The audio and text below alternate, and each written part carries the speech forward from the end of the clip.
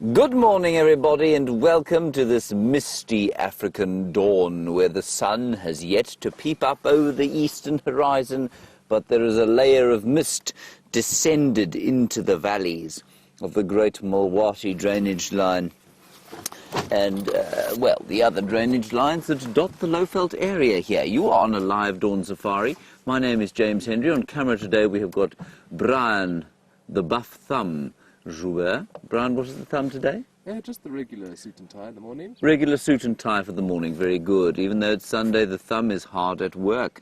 Now, like I say, you're on a live safari, and it would be very good to talk to you over the course of the next 3 hours, especially if we don't happen to find anything.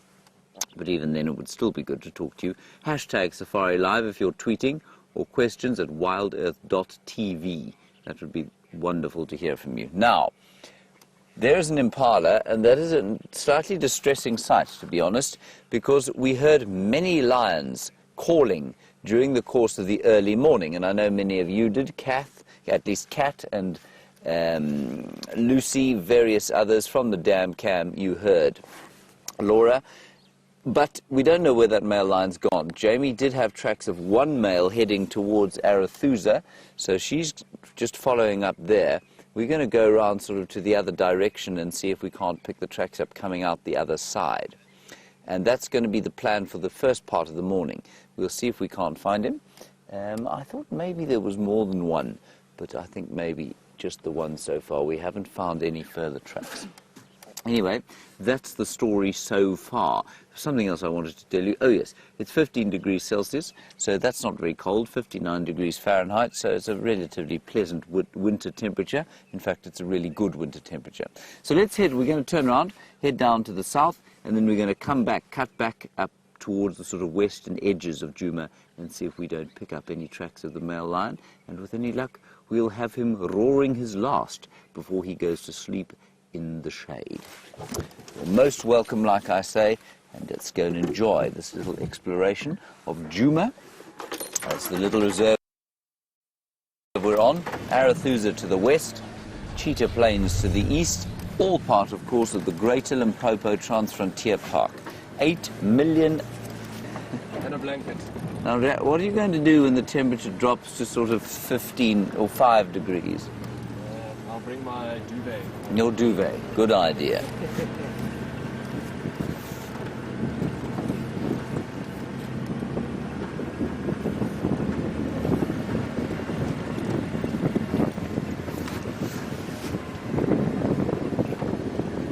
Roger, you say that going out, something about going out with an exceptionally elegant thumb.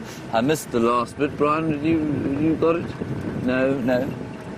Oh, you feel underdressed, Roger. Well, Roger, you can always go to your cupboard and don your Sunday best. It is, after all, Sunday.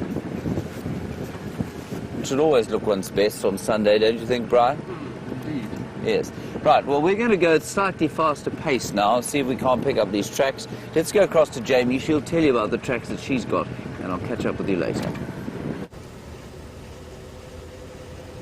Good morning and welcome to our portion of the Sunrise Safari, and it seems as though James has already filled you in on the happenings and the comings and the goings of the lions, and that's why I'm going relatively fast, because I've got a funny feeling that these lions are, if they haven't already, about to cross west out of our traverse area and into Simbambili.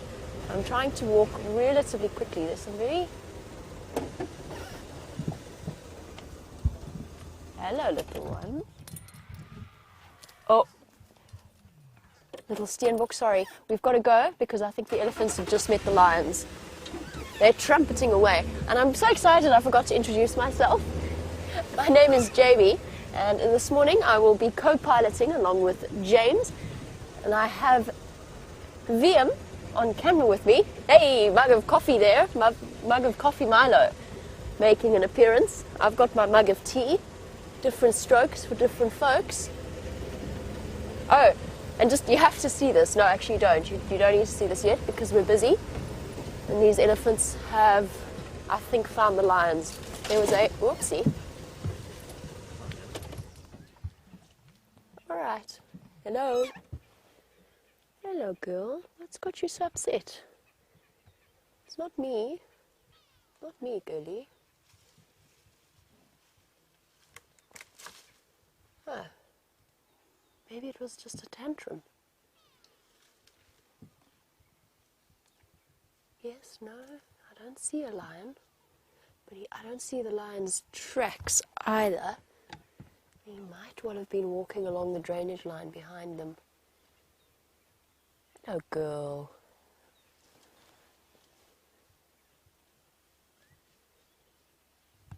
Lovely. Slightly toning down the start of the morning. Giving her plenty of space just because she didn't look terribly impressed with me, and she's got a little a little cheeky calf there to take care of. A couple of little cheeky calves. One of them just starting to get its tusks through.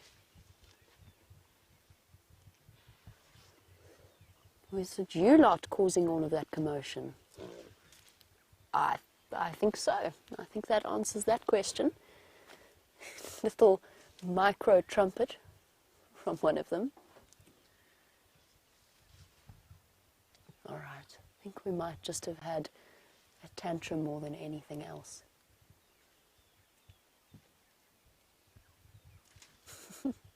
The size difference about 1.5 years growth makes.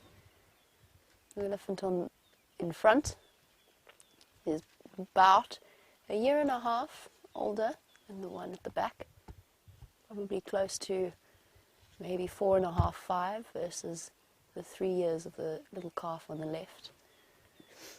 It's when elephants do the greatest part of their growing.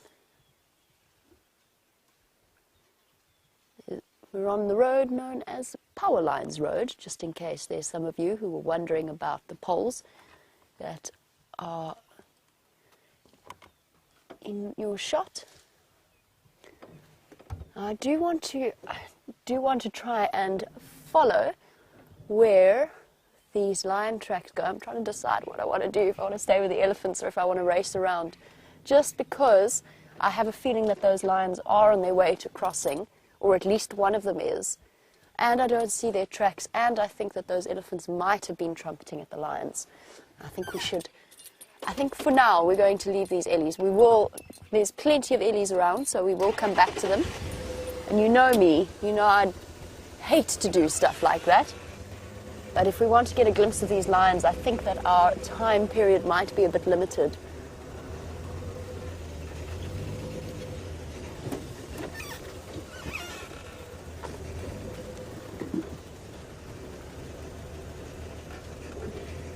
We have had so many elephants over the last few days. We've been absolutely spoiled for elephants. And Alyssa, you are wondering whether or not, with the influx of elephants, it makes tracking harder. I think the person that you should ask is currently sleeping, and Brent having a lion after a couple of exhausting days. But he spent probably about 6, maybe 7 hours the other day trying to track down Shadow and her new cub in the block, and just couldn't manage it because the elephants had stomped all over the place and first of all chased the leopards and second of all obliterated their tracks. So yes, it does. Not that we're complaining. I mean, I'm now trying to figure out if this lion, because the last tracks I had were a little bit further away. I wonder if I shouldn't check this. Let's check this junction. Just make sure he didn't cross. They were so fresh. They were so fresh you could almost smell the lion that left them. Lions, of course, being pungent. Where did you go, boy? Okay. I'm going to check this junction carefully before coming back. Basically, we want to make sure that we're at the boundary at the point that they cross. If indeed they do. Otherwise, we can always come back if they have decided to be lazy and settle down for a bit of a snooze.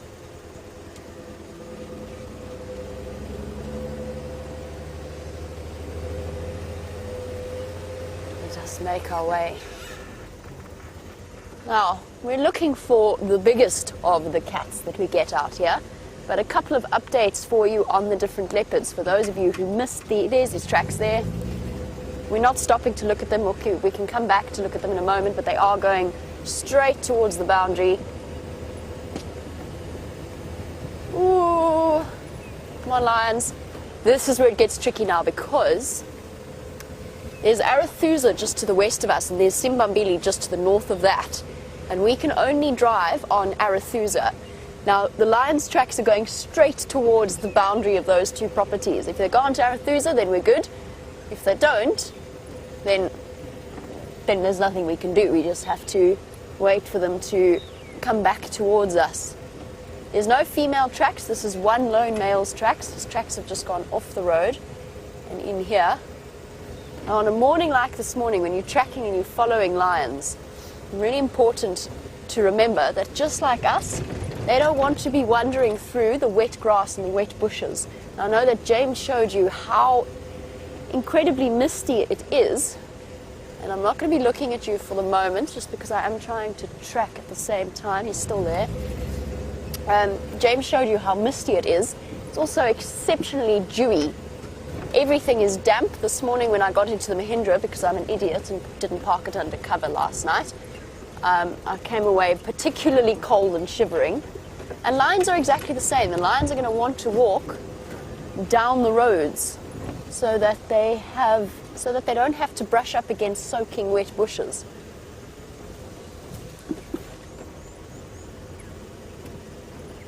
And him making his way straight towards the Balanites junction. And this lion, in the last...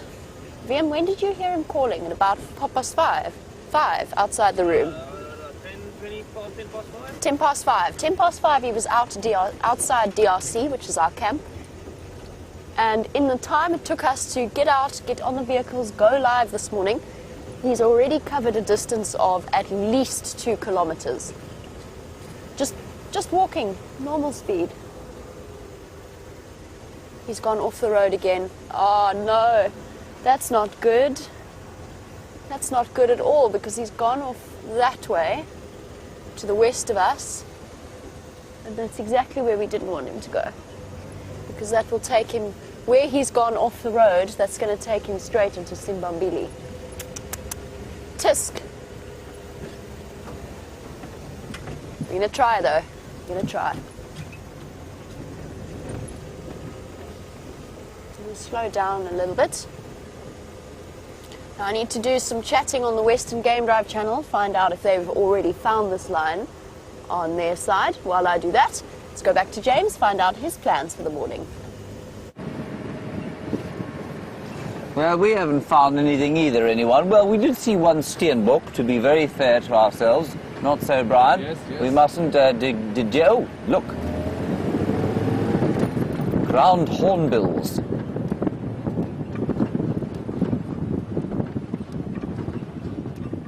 We'll just let them land, everyone. They are a little nervous.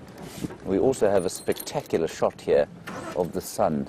And we're going to let those ground hornbills just calm down slightly. We'll have a look at the sun, and then we will go and have a look at them. They're very rare birds, in case you're wondering why I got so deeply excited about some flapping birds. But just have a look here quickly. I believe I might even take a picture, Bryan, if you can believe it. A rather lovely shot of the sun coming up.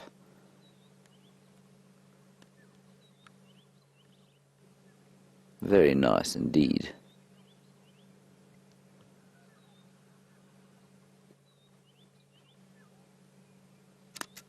There, I took a picture, Bryan. It's a very rubbish picture, I have to tell you. Never mind. Luckily, I have 7,000 other pictures of the sun. We're just also listening, of course. It's always a good idea to stop and listen to see if you can hear perhaps some lions calling. I think these lions have called their last, and I think, as Jamie has correctly said, I'm pretty sure that they have departed from here and gone to Simbambili. That's certainly what we heard. Anyway, we'll go and have a look at the ground hornbills, see what they are doing this morning.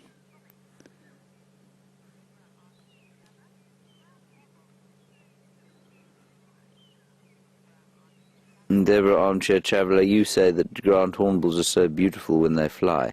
I tend to agree with you. I think that they're very, very beautiful most of the time, but especially when they fly. Right, my photographic skills are such that I think we should just press on. There we go.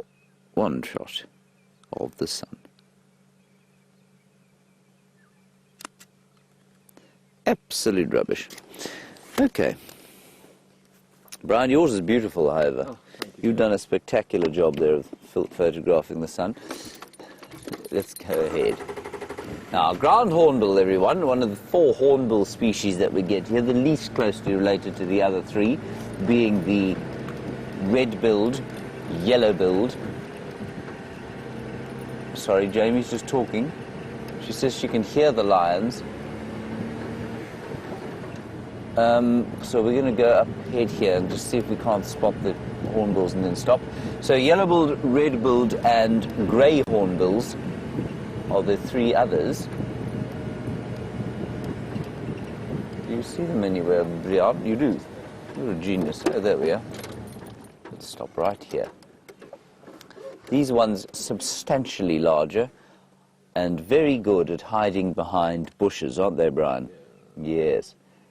Coming into view now, yes. Enormous turkey-like bird with a chisel on its face for bashing into the shells of termites, not termites, tortoises. A termite is not the same as a tortoise, Bryan. Yeah, the shells are much softer. They are, yes.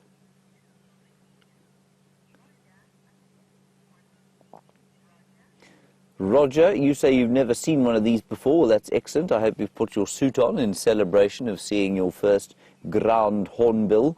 They are endangered, Roger, so it's not a surprise that you haven't seen them before. And they're endangered, of course, because they nest in tree holes. Well, that's one of the reasons. And how on earth do you think a bird like that would fit in a tree hole? The tree would have to be very large. And, of course, well, one of the thoughts is that because of the fact that there are many elephants around, the elephants tend to push over many of the large trees, so the nesting opportunities for these birds has reduced. I personally think that that's probably nonsense. I think it's probably because of human encroachment, and areas where elephants didn't used to occur, you probably found more ground hornbills than you do now. And I'm pretty sure it's because of people, not elephants, that we are not seeing as many ground hornbills as we once did.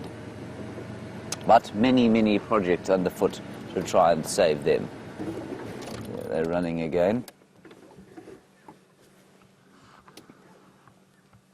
Jen B, nice question from you. You want to know about trumpeter hornbills and whether they occur in this sort of area. They don't really occur here. They do occur in the Sabi Sands and they do occur in the Greater Kruger. It's mainly in wetter areas, so wherever there is a permanent river or a perennial river, you will normally find a trumpeter hornbill. And everybody, if you're wondering what a trumpeter hornbill is, I'm going to just play you the call, because it is the most amazing sort of baby-like wail. It's horrid. Well, I mean, it's distressing if you don't know what it is. Hornbill. Here we go. Just listen to this, everyone.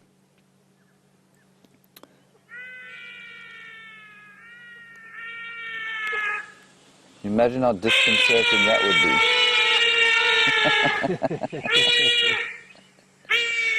That is the trumpeter hornbill, everybody. It is absolutely horrifying. Anyway, you get that one here as well, and you also would, well, not here, but in the Sabi Sand sometimes, you might also find the crowned hornbill. And they're all very similar to the red-billed and yellow-billed.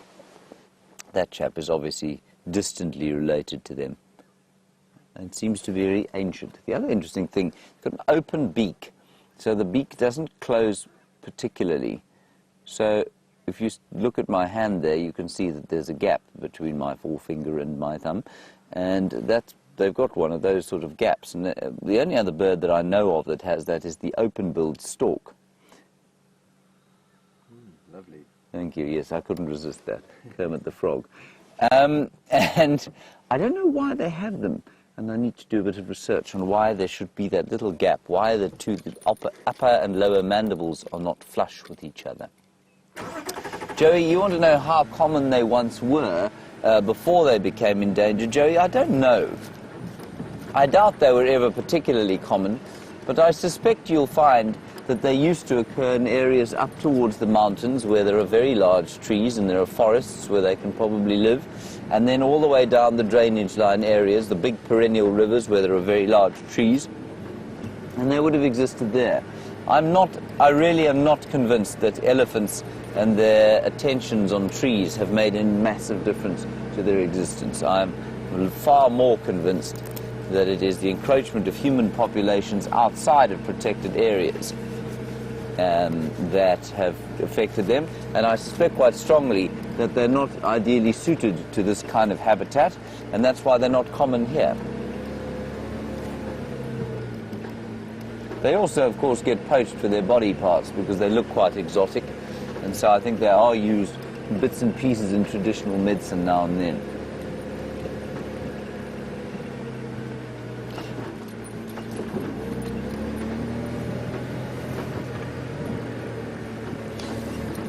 And Carla, you want to know if anyone's thought of creating nesting areas for these birds? Yes, well, that's exactly what they do, and that's one of the major parts of the program, is to create false nesting sites or nesting boxes into which they can climb and, you know, they can set up shop, and they seem to be fairly effective at doing that. The other thing they do, just hear a crested barbet there. The other thing that they do is lay 2 eggs, one of which they will completely neglect. So once they do lay eggs and once they hatch, the researchers go into the nests, take out one of the chicks, and then raise them sort of singly on their own, with other sort of kidnappees, if you like, and then they release those flocks into the wild. And that seems to be relatively effective, because they wouldn't, you know, they'd be neglected and they would die anyway, the second chick. The other interesting thing about that, of course, is that they take 9 years before they'll actually breed.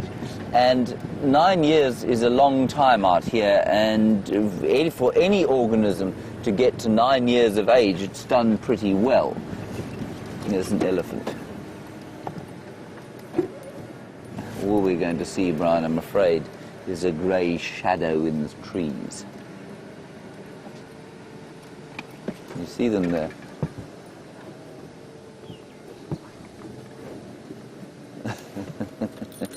That's the best view of this chap we're going to get, I'm afraid.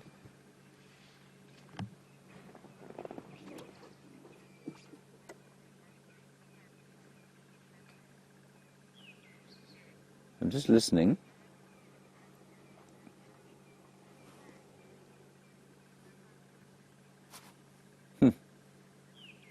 Nathan, interesting question from you. You want to know how many elephants there are in the area. Well, in this particular area, 1. But in the Kruger National Park, we think probably about 15,000. And we're not completely sure at this stage. Well, that was the kind of last count. So in the Greater Kruger National Park, Greater Limpopo Transfrontier Park, probably about 15,000 elephants. And yeah, that population's probably relatively stable at the moment, maybe going up a little bit. It's definitely going to take a knock if we have a very large drought now. Now, Jamie's just turning around there. I've just seen her in front of me. I was going to check the clearings, but clearly there's nothing in those clearings there. She had tracks of the lions heading down towards this area, and she also heard one back towards the camp. So I think we're going to turn around and go back up what we call Zoe's Road and see if we can't find some further tracks there. Anyway, keep an eye on the dam cam. You might find that one of them pitches up there. We'll just do a quick turn around here. Oh, goodness, that's not good driving.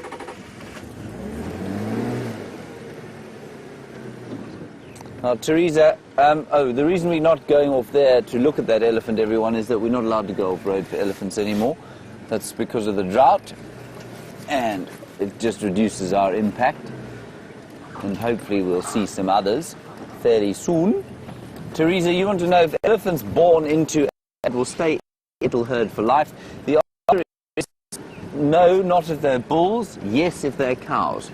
So if they're female, They will remain in the natal herd, and if they are bulls, by the time they're sort of 17 or so, maybe a bit earlier, they'll be tossed out by the older females, who will get sick and tired of their rambunctious ways.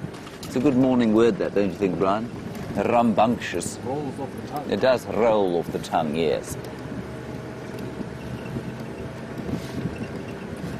Right, let's go across to Jamie and get an update from her on her lion tracking. I'll see you on quarantine.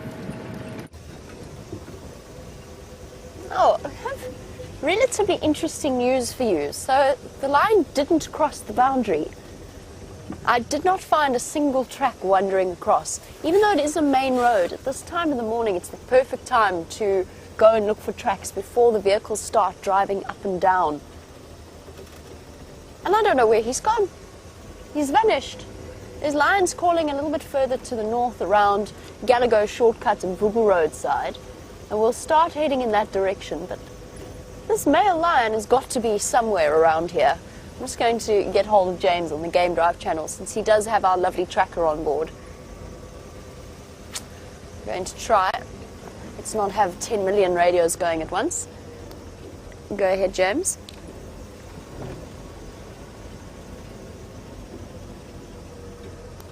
James, last track's on Impala Road, to the north of the Balanites Junction.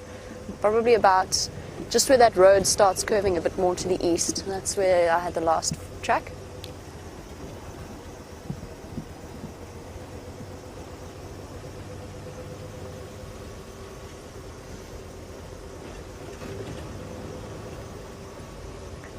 If you go from Impala Plains and you go north along Impala Road, they're about, the last track I had was about 200 meters north along that road.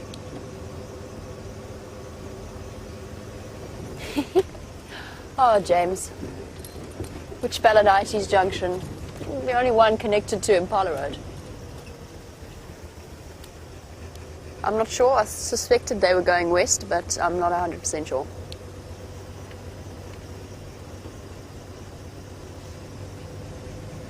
There we go. So James is going to bring Herbert here, and he's going to track down this lion for us. So what I think we'll do is, rather than focusing too hard and trying to track through here, we'll leave Herbert to do his thing, and he does do it exceptionally well, and we'll go and check Sydney's dam in the northern area, because apparently there were lionesses seen on the dam camera. The lionesses, the Nkumas have been around and about. They've been incredibly spread out. I'm sure there is at least one lion on the property.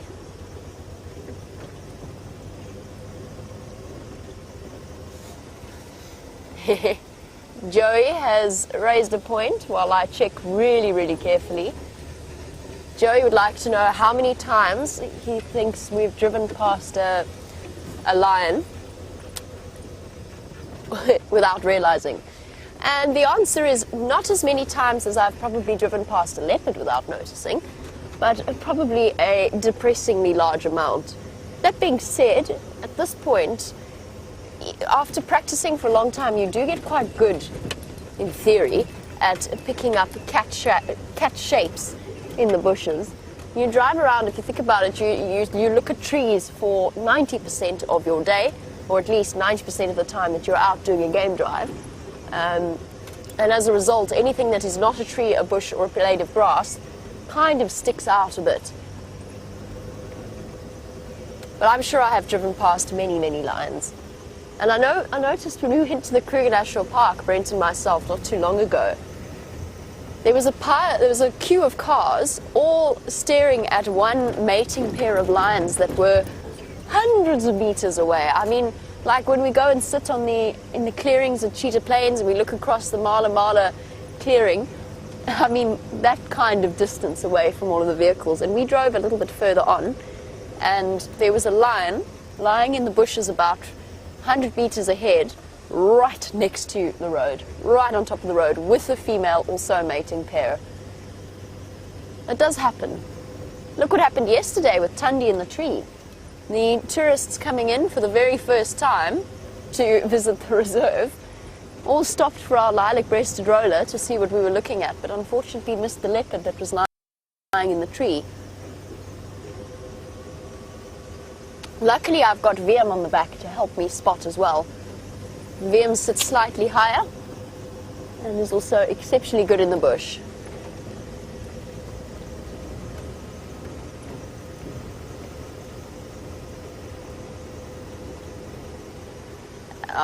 Edmund, you were wondering what the rarest member of the cat family is in the reserve. And Edmund, it's a bit of a... It's up for debate because the black-footed or the small spotted cat doesn't technically occur here, but there might be one or two of them that wander through. So that's the smallest cat that we get. It's also one of the rarest and definitely the hardest to see. In terms of numbers, I can't tell you exactly which of the cat species is the rarest because we actually don't know.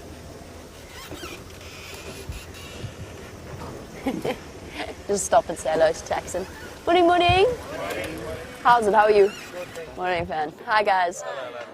Yeah, I've got his tracks going down and then off to the west, but they don't cross, or they hadn't crossed Triple M when I checked. So I don't know if he's still on his way there, but So you're gonna check the power line? I'm gonna go do another loop that way. Yeah. All right. Yeah, and I think James is also bringing Herbert to go track as well. We're all gonna find this line in Zimbabwe. Cheers. Bye.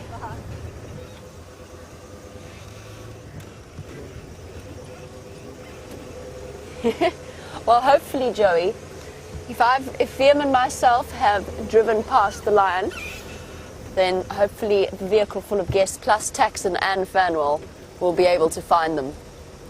We'll have to just hope. Let's go back towards our elephants. I do want to do another loop because that lion definitely went off to the west, so he's definitely on his way towards Triple M. I can't understand why I couldn't find any tracks crossing. Just by the way, we introduced Chelsea, our intern, last night. She is actually sitting on the back of the vehicle with me. She's going to be on camera now, whether she wants to be or not. So that is Chelsea, and this is Chelsea's very first game drive. You enjoying it? Yes, it looks so fun. Beautiful. It is beautiful. It is very beautiful. And hopefully we can find a lion for Chelsea's first game drive. We've already given her elephants.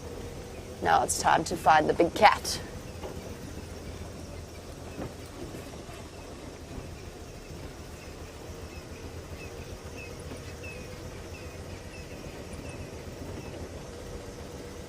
Diane, you were wondering whether or not there's any sign of the two females that were seen on the dam camera around midnight.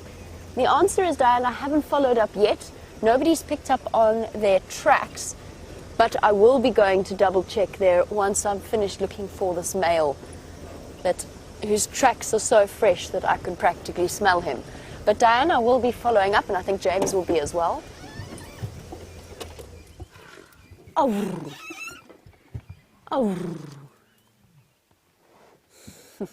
Yes, little trumpeter. Very cute. I think you were responsible for all that noise earlier. Oh well, we find ourselves at an elephant roadblock, but this time I'm quite content to stay with him. I don't feel as rushed as I did earlier because that line hasn't crossed yet. We just had to double check. I think maybe he's gone to lie down. So we can spend a bit of time with one of my favorite animals. And this is the little calf from earlier, the one that's probably around 3 years old. The tusk's just starting to poke through.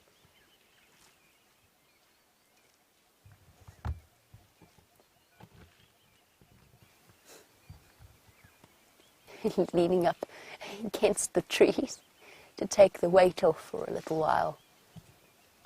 Elephant calves, particularly the males, especially the males, are often quite playful with vehicles.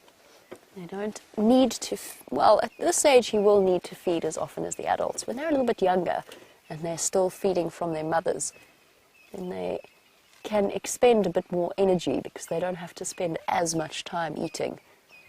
So of course an elephant has to spend most of its day feeding itself in order to maintain that enormous bulk.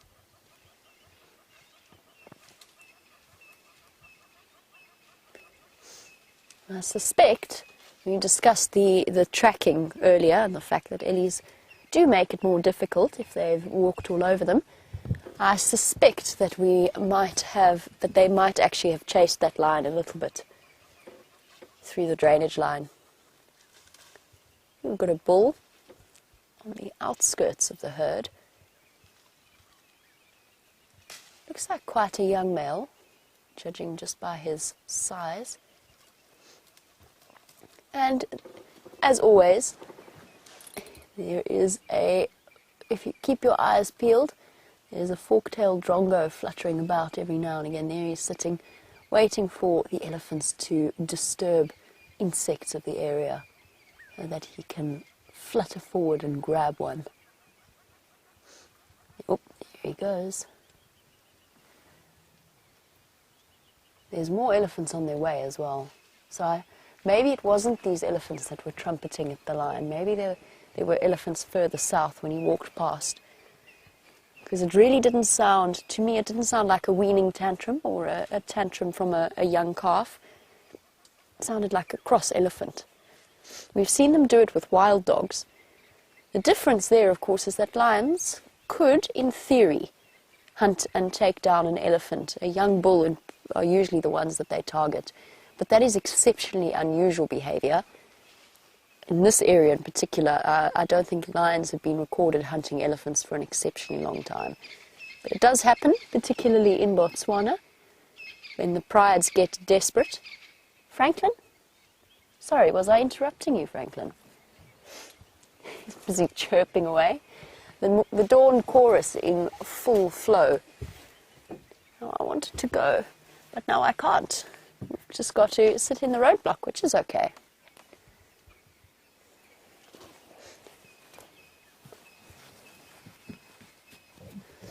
There are worse traffic jams to be stuck in first thing in the morning. And obviously, as you can tell, we have done a loop, so we have returned back towards our original elephant herd.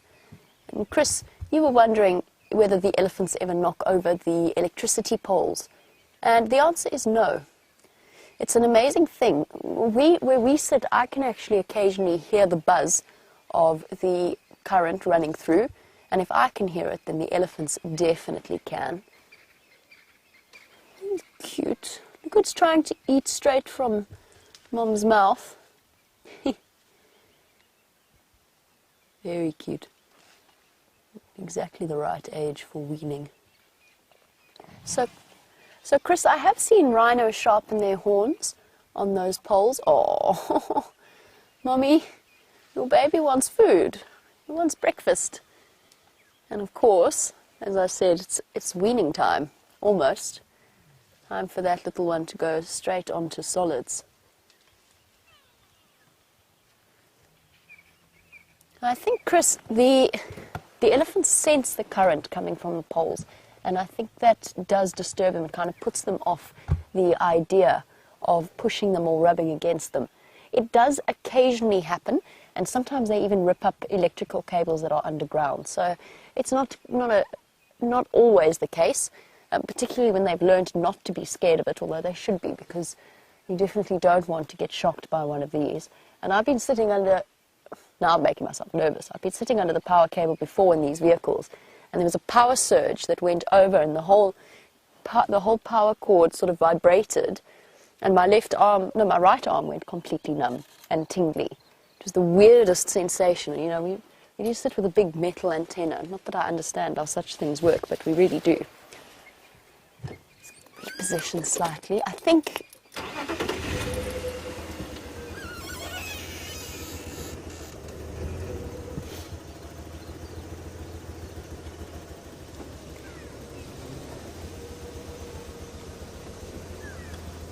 go away. There's a go-away bird calling, but I think just adding to the dawn chorus itself. I'm going to try and reposition. Obviously, I don't want to push these ellies. There we go. We've got a nice view there, so that we can chat a little bit about their budding tusks. And Amy would like to know, does it hurt when the tusks come through for baby elephants, rather like children teething, and how on earth would a researcher determine this?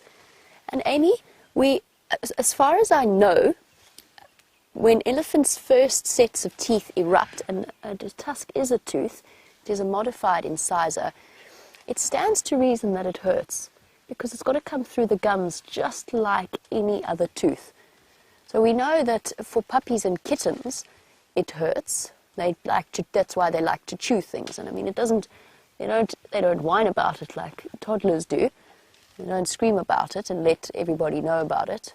But we know that it's uncomfortable for puppies and kittens, and that's why they try and relieve some of that itchy, sore feeling by chewing on things. Our research suggests that the baby elephants actually go and target certain plants when they experience that, to chew on things like silver cluster leaf and spike thorns, which have a property that makes your mouth go very numb. And I can't think of the word now. It's just gone out of my head. But basically it takes away all of your saliva and makes your mouth go very tingly and numb. Apparently the baby elephants target that for when they have teething problems. The tusks, I'm not 100% sure, but it stands to reason. They've got to come from somewhere. I also strongly suspect that the little antelope growing their horns from the growth plates on their heads, I mean, that's bone growth, and that's very fast bone growth that has to come through the skin. And I suspect that that is also a very itchy, somewhat painful feeling.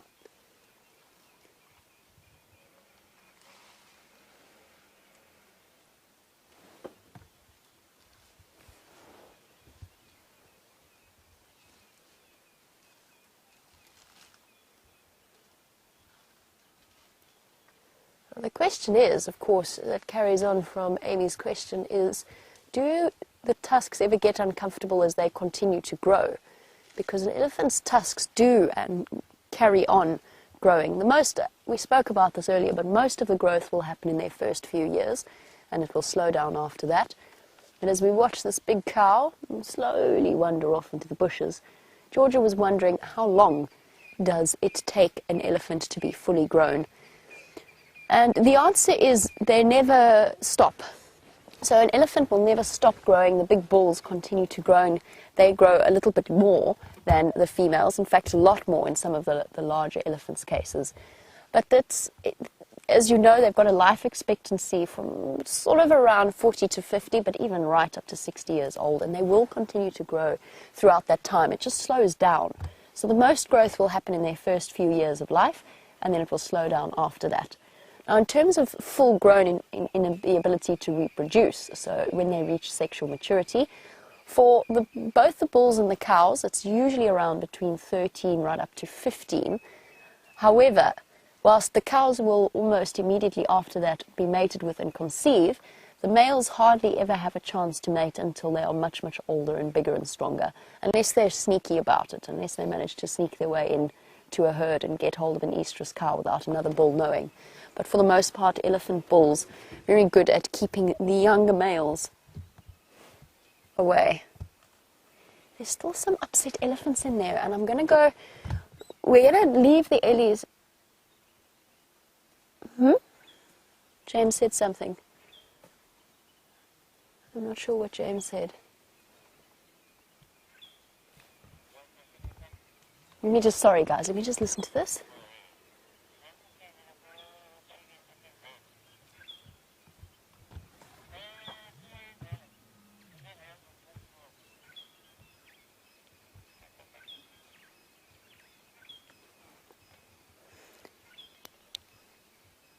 Okay, I don't know what James is trying to say there. He said something, but I didn't catch it.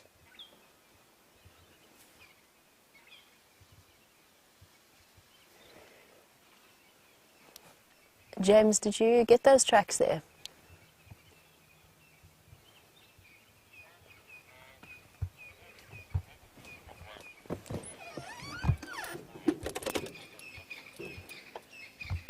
Okay, copy that. Thank you.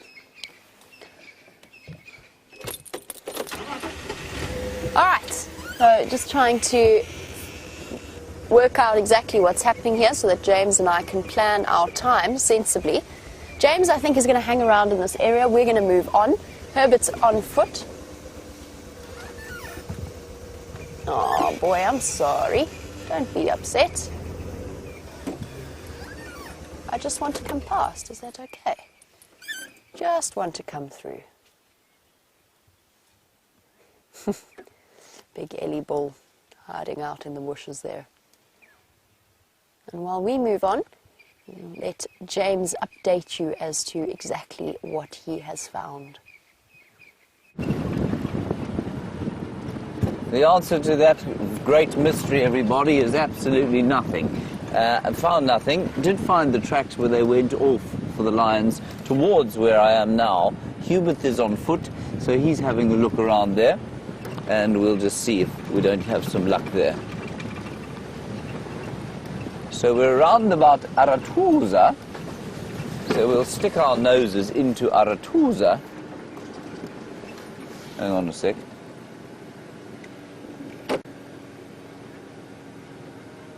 No, nothing. Okay, so we're into Aratuza now, and we're just going to go up towards the north, sort of parallel with Djuma, and we'll see if we don't pick up any further tracks of the cats. Otherwise, maybe something else. I did see those elephants that you were looking at. We came up behind you. We snuck up behind you. You didn't see us. And it looked like just the light was so very perfect. And so I hope you enjoyed the elephants with Jimmy. And of course, Chelsea. Chelsea.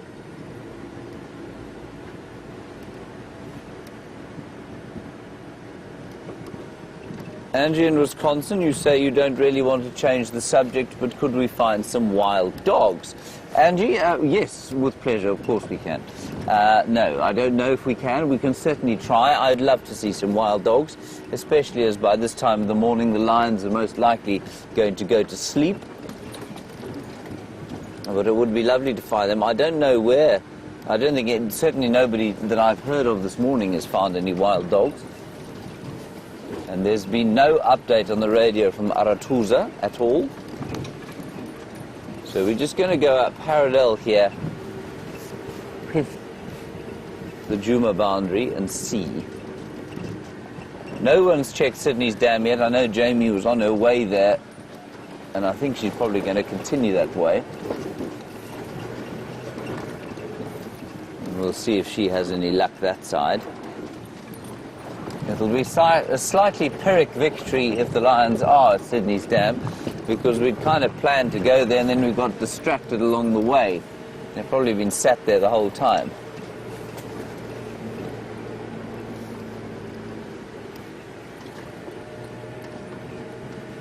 Just turn the radio up so I can hear it. There we go. All right, no more calling has happened, so we haven't heard anything further. I don't know, you know, so often it happens, we wake up in the morning, there are lions shouting so close by that the windows almost rattle. And then by the time we go live, they just kind of disappear. Plenty of elephant activity around.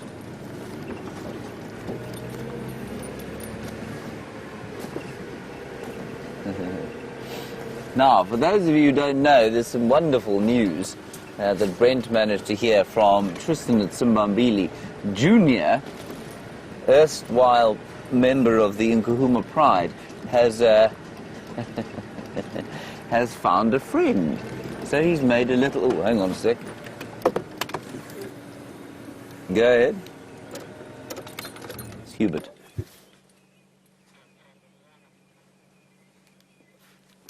Go again. Andikutwanga. Hubert's on foot, everyone. Negative. Whereabouts? So he's heard a lion.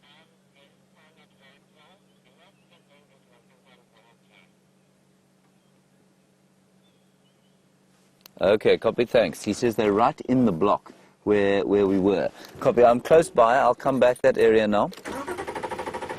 Okay, so, just to give you an idea, we're driving now parallel with the Triple M break, which is the eastern boundary or western boundary of Djuma. We're in Arathusa, and we've got about, say, 200 yards to the boundary, and then 200 yards to the next road.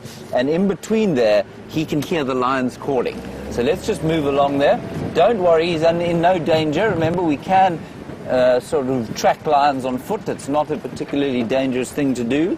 He's calling me again. Go ahead.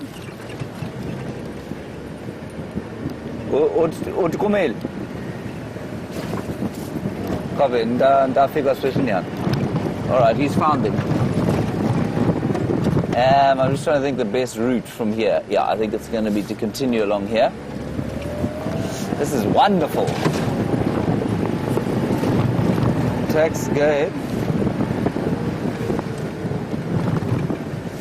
Alrighty. Brilliant to have a tracker who knows what he's doing on foot. Fantastic stuff. So he's just found the one male.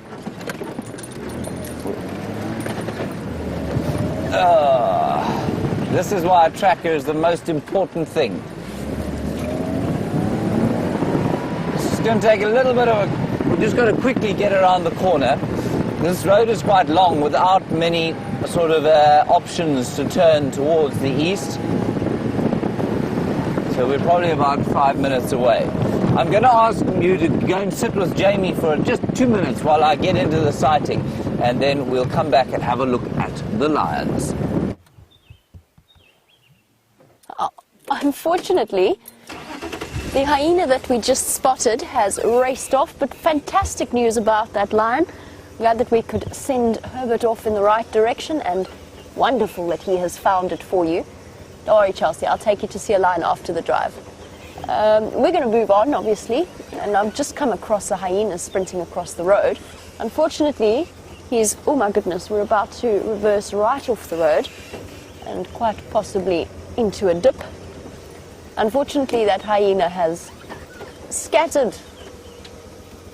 Oh, and I can hear the Franklins a good 200 meters into Simbambili already, frantically alarm calling.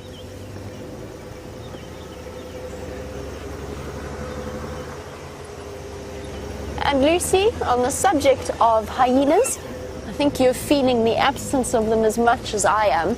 You were wondering if we've had a chance to look for the hyena den. No, we haven't. I know that it's still somewhere around, or I strongly suspect it's still somewhere around the Aubrey's Road area. And in fact, to be completely honest with you, Lucy, I'm not 100% convinced that they've abandoned that den site anyway. I suspect that they might be around there. So I'm going to actually head back at some point today and just pay a quick visit to the hyena den and have a look. But I'm with you. I feel the absence, and we know that whenever we have an extended period spent away from those hyena cubs, they grow and change tremendously.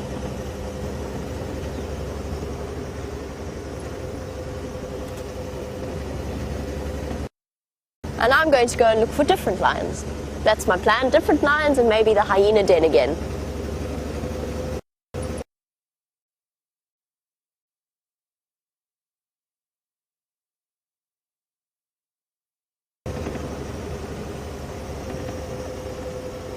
Oh my word, are we're taking requests now.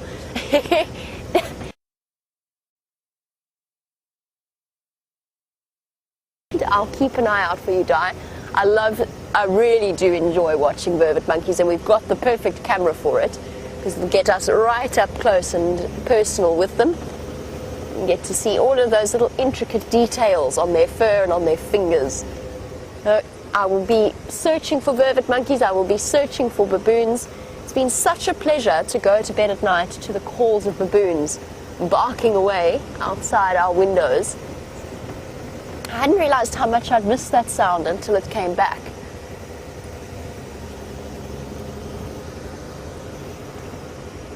For some reason I'm having a terrible earpiece day. My earpiece just doesn't, no matter where I put it and no matter what I do, it does not want to stay in my ear. There's something crossing. Oh, I see, tracks.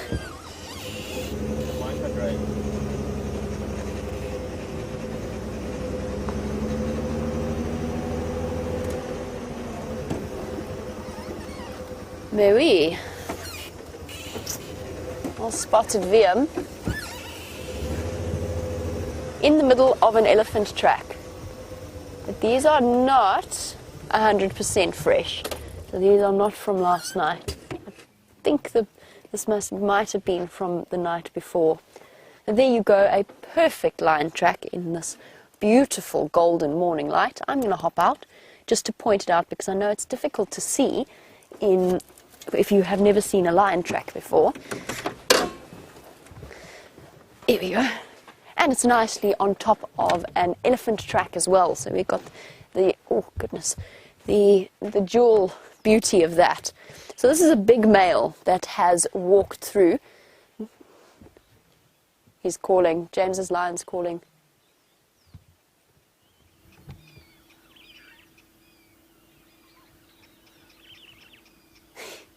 Well, I'm sure James is on his way there as we speak. All right, just got distracted there listening. Now there's the lion track, the back track falling on top of the front track. And every time I put my hand there, you get the shadow. It is a male, just judging by the size of it. It's almost the size of my hand, and he is going in this direction. So these are his toes, and this is the equivalent of his heel. He's going through. Now, the reason that I know that it's not terribly fresh, but it is on top of another track. It's on top of this elephant track here, but it's lost its clarity, and you can see where the dew has settled around the edges.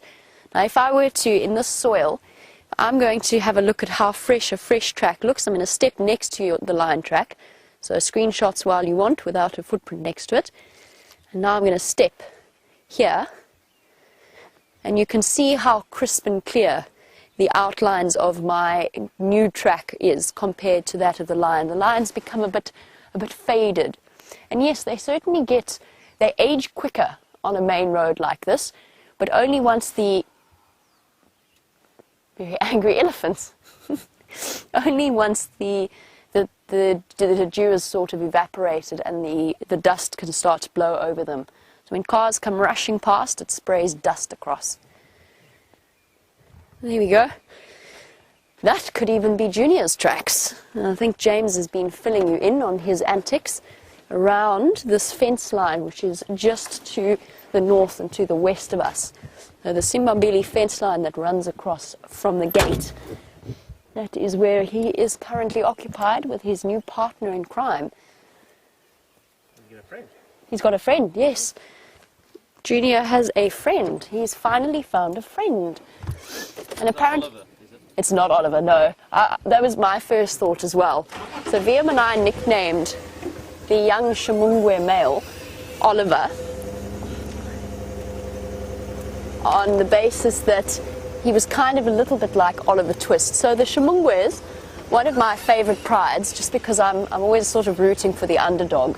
The Shimungwe lion pride I've only seen a couple of times, and it consists at this point of 2 sub-adult females and 1 sub-adult male, basically just babies. The entire pride was killed off either by other lions or by attack by hyena, leaving these 3 poor little things. And Oliver in particular got bullied by hyenas a couple of times, quite badly injured. He looked really thin when we last saw him. And Wium and myself decided that it would be truly wonderful if he decided to form a coalition with Junior. But unfortunately, he's a little bit too young. It's not him. We actually don't know who that lion is. And from what I understand, they actually had a bit of a box, had a bit of a fight when they first encountered each other. And I think Junior stole this male's kill. And then at that point, they became firm friends, as lions do. And thus, I think a coalition has been formed. And speaking of our lions, fantastic news. James has joined up with Herbert and found that lion for you. And that's Jamie giving credit where credit is simply not due. This was found entirely by the efforts on foot. Well, Jamie found their tracks originally, and then Hubert found this lion on foot and called us in, and here we are.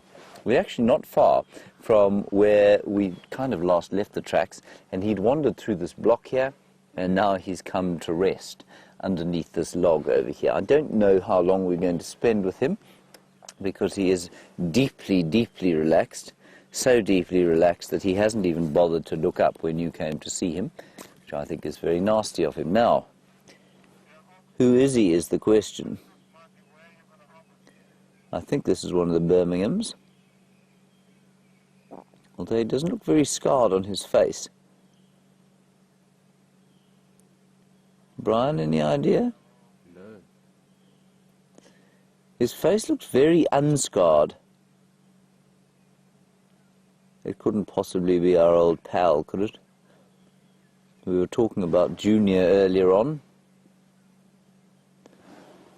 but I don't know if that's him or not. I haven't seen him for so long. Now, I know many of you would be very excited to see Junior again, but just remember, as Brent probably pointed out, that should Junior and his coalition, his new coalition partner, come into this area again, those new cubs will be in severe danger. So we actually don't want Junior around here, I'm afraid. We want him to press on and go and find himself another spot. But I don't know, I just think that this chap's face looks too unscarred for Birmingham, but maybe it is a Birmingham. He's got a scar, one scar across the bridge of his nose. He certainly looks lazy enough for Junior. I remember my experiences of Junior with it. He basically did this all the time. There, he's opened his eyes at the insult. No, he is quite scarred. I'm sure this is a Birmingham, yeah. The mane is too full. Yep. Do you know what he's lifted his head for? He heard, and he can still hear, some hyenas calling. Now, I did have a message yesterday about trying to find the hyena den, and I said I would try and do that this morning. We will pop up there after we've had a look here, and we're going to spend a bit of time, I think, over the course of the next few days, trying to establish whether or not the hyena den has moved. And of course, 5 seemingly unidentified hyenas arrived at the Jumadam Cam yesterday. Don't know who they are, and just interesting that they should have pitched up when we haven't been able to find our little clan.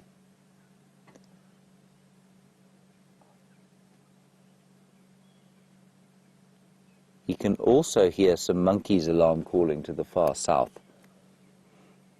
At least he's managed to open his eyes for us. That's a relief, isn't it, Bryan? It is. He was being rather... Just rude. Just rude. Exactly. Sunday rude. Exhausted from the week's efforts. He just made a little grunt there. And Hubert also heard another one calling. Okay, listen, there we go. He's going to call.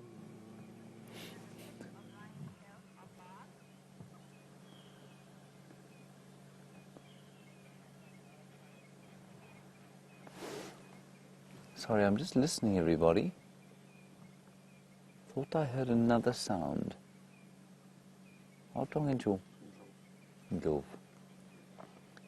There are elephants around. It was an elephant, Hubert says.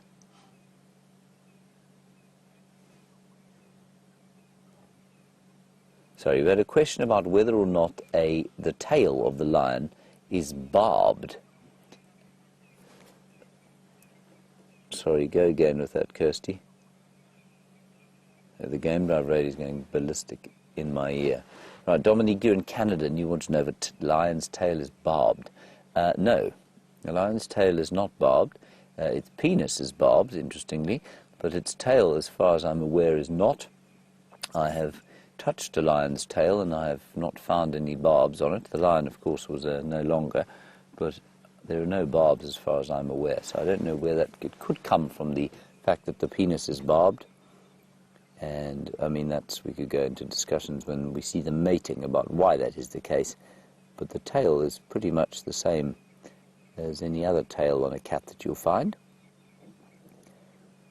So Hubert was just saying he did hear another lion calling, possibly to the east, well, definitely to the east of where we are, and I'm sure it's the same one that Jamie heard when she was following this fellow.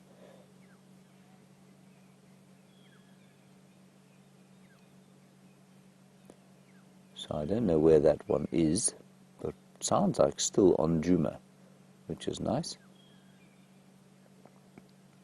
And the elephants, it took us a little while to get here, everyone, because we came across a large herd of elephants in the middle of the road. And one doesn't want to irritate them too much. We did have to kind of squeeze in amongst them. And the youngsters got very cross with us while the older ones just continued with their breakfast. It was quite amusing.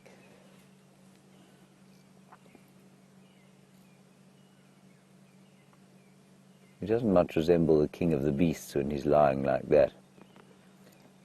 But he has found himself the perfect spot to snooze. It's entirely possible that something could wander past by mistake. And he'll just kind of stand up and grab it and then eat it quietly in the shade here. It's going to get quite nice and warm, probably reach 27 degrees Celsius or so, about 80 degrees Fahrenheit.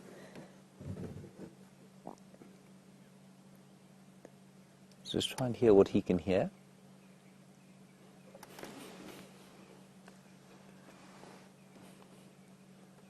Hello, Claudio. You're in Johannesburg, up early on a Sunday morning. Very good to hear from you. You want to know what the best technique for finding a lion is. Claudio, tracking is the best technique to find lions, and tracking means following the tracks, the footprints basically, paw print by paw print. That's the best way to find a lion. Obviously, if they're calling, if they're making a noise, well then that's great, that's an advantage, that'll help you.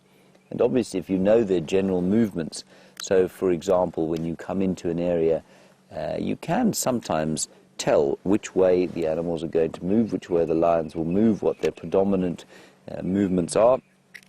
He's calling, this guy's going, ooh.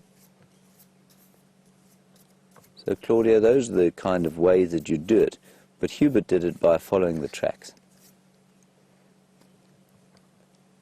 And that's the most difficult way and the most effective way.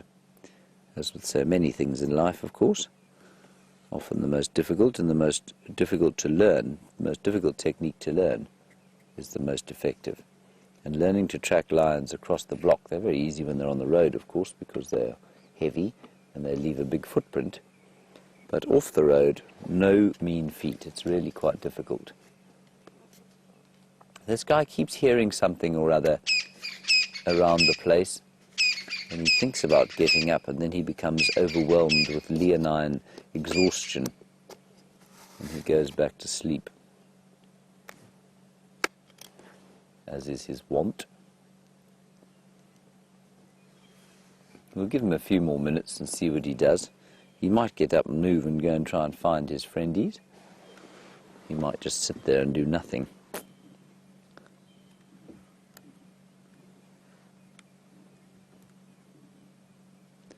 Certainly sitting and doing nothing seems to be his general attitude at the moment.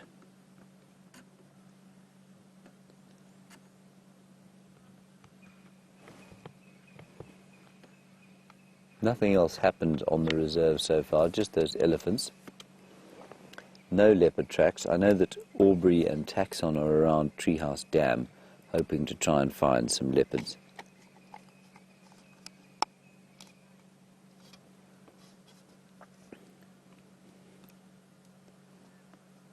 Now, Carol, you are in Nebraska and you want to know how close Hubert got to the lion. Hubert, how close did you get to the lion? 20. About 20 meters. And he sat up, did he? And he looked at you? No, he came. He came. Did he rev you? No. So he gave Hubert a bit of a rev. And then what happened? He just stopped. And then he stopped. Stopped. Okay. Start reversing. So what a lion will do, everybody, and this is why you don't want to be tracking them unless you're experienced, is that he stood up and he took a few steps towards Hubert, and then Hubert stopped, and the lion stopped, and Hubert backed off, and then he called us in. And that was how the tracking expedition went. Often the lions would just get up and move away, which is interesting. And they all want to know, all the viewers want to know, is it Hubert or Herbert? Yeah, Herbert. Okay, it's Herbert. I got it wrong. No, he's now fast asleep.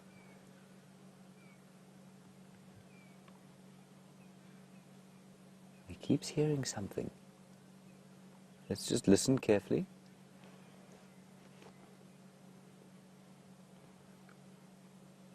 James Richard, do you reckon that this is Blondie, the Birmingham? Could well be. Their manes amazingly they've really filled out in the last little while.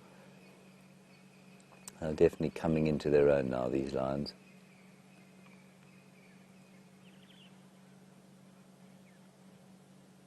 I'm very interested as to why he keeps looking that way, and I'm sure he's hearing another lion calling. And his ears, of course, are that much more powerful than ours. And he'll get a much greater idea. Or they'll cover a much wider area. And so when people say it, and we were asked this yesterday, how far does a lion's call travel? And it's a difficult one to answer because it really depends on how well you hear. So if you hear particularly well, like lions do, probably about 5 miles or 8 kilometers. And if you don't hear very well, like human beings, well, up to probably maybe 5 kilometers, 3.5 miles.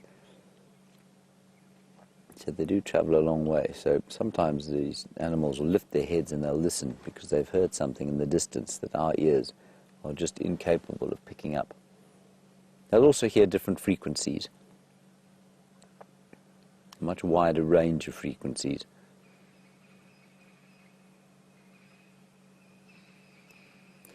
I don't think we're going to give this guy another 2 or 3 minutes, and then if he doesn't start to move, we too will go and see if we can find something else.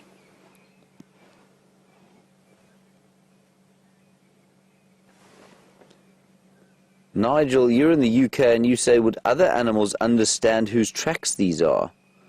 You mean the lion tracks, Nigel?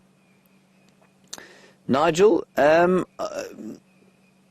no, I don't think so at all. I think I don't think that they identify lions by their tracks. I think they would certainly identify the smell of a lion, though. And lions will obviously leave their scent by rubbing their heads against guarri bushes, like the one he's lying underneath. And there's no way that other animals don't.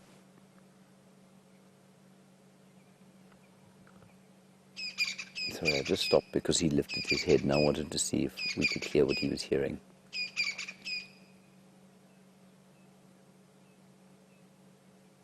So Nigel, much like a dog will follow a track of a human being or an animal by smelling where it's gone, so I think all the animals out here will follow a lion far more by smelling and hearing him than they would by looking at his tracks on the ground.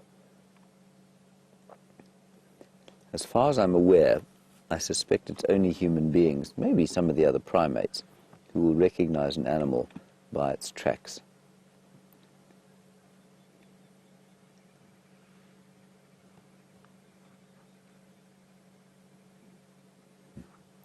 Sweet, sweet lion repose.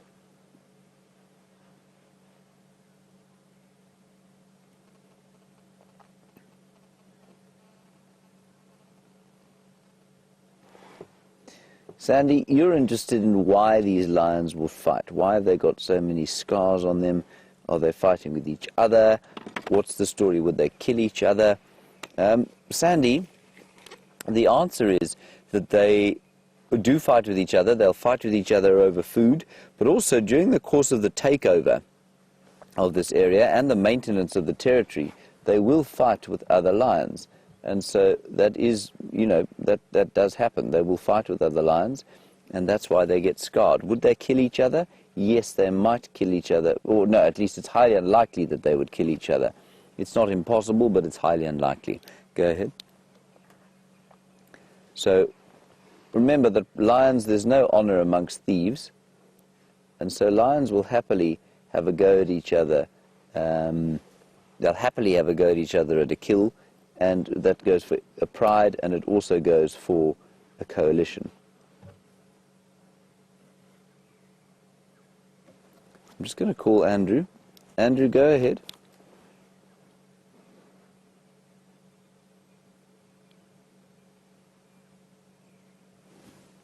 Andrew, come in.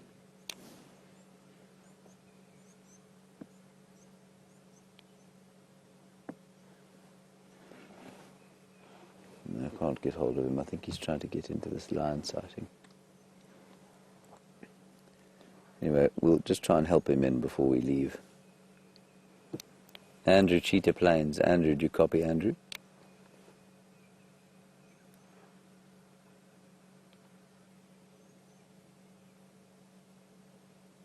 No, nothing.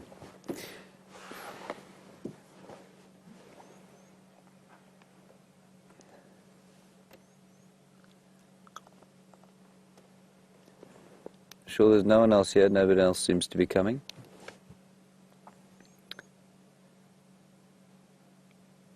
Sorry, a question about their eyes there, from whom I don't know, but the question is, do their eyes move? And that's from Insomniac. Their eyes do move. I know what you mean. It does look a little bit like when they want to look in a certain direction, they move their heads. Their eyes absolutely move, yes, completely. They also shut readily whenever there's a little bit of warmth on them. The one animal apparently that doesn't move its eyes particularly well is a bush baby. And a bush baby's got very large eyes, and they're unable to move them within the socket.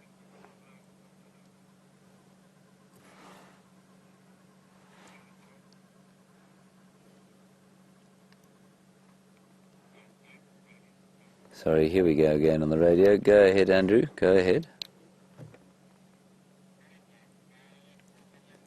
All right, let's go across to Jamie while I get these guys into the sighting, and I'll catch up with you with this line a bit later. Oh, wow. James manages the sighting of that male lion. I've been tracking the rest of them, and let me tell you a story. These lions have been everywhere around the northern boundary. I have tracks going east, west, north, south. I found very, very, very fresh tracks of the females, at least one female. I couldn't see if it was more than one, going north into Buffelshoek around Aubrey's Road, so outside of our Traverse area. But I've also found female tracks around, I'm now at Bubu Road, and I found them, the freshest set of tracks I've seen after the lion that we found earlier is going this way. So we're going to go check around Buffelshoek Dam, see if we can't find them there.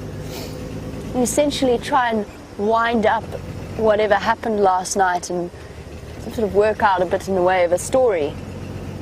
Lions pacing backwards and forwards. I heard tell that they went racing into Manuleti yesterday, but they have since returned. Oh, there's too many lion tracks. Lion tracks absolutely everywhere.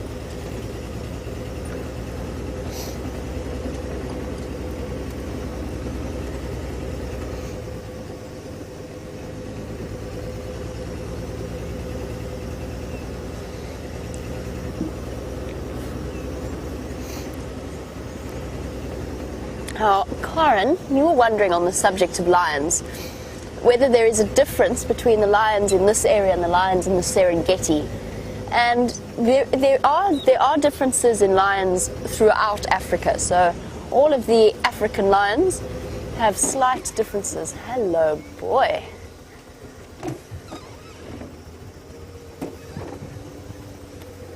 A big grey wall. I'll reposition in a moment, but you could just have a look at what I'm looking at. He is huge. He looks pretty big. And he's gone very still, which means that he is watching us.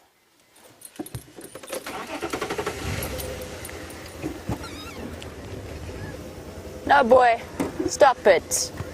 We give you plenty of space.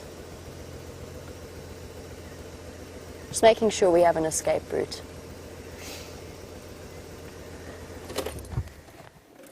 I saw that coming.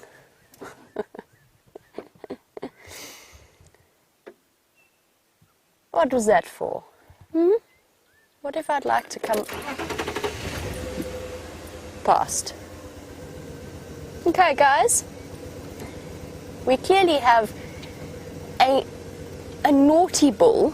He's not going to do anything to us.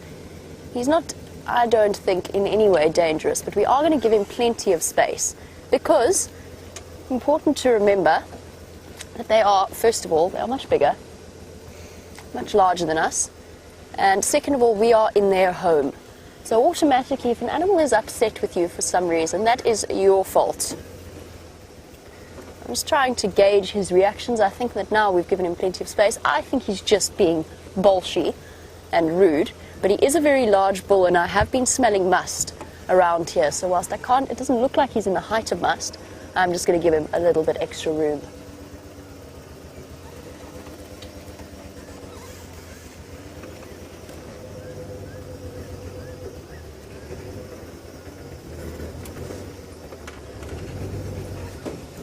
You see, he's not ideal. And I don't really feel like being chased down the road. But I would also really like to come past. Can't we reach some kind of agreement, mister? No, we can't. There's no way around that without getting charged and upsetting the elephant, so we'll go around. We'll give him some space, we'll wait for him to move off, and then we'll come through this way again. It's a pity because that's where I want to go track the lions. Take the fire break more anyway. Should we take the fire break, Wium? Let's take the fire break.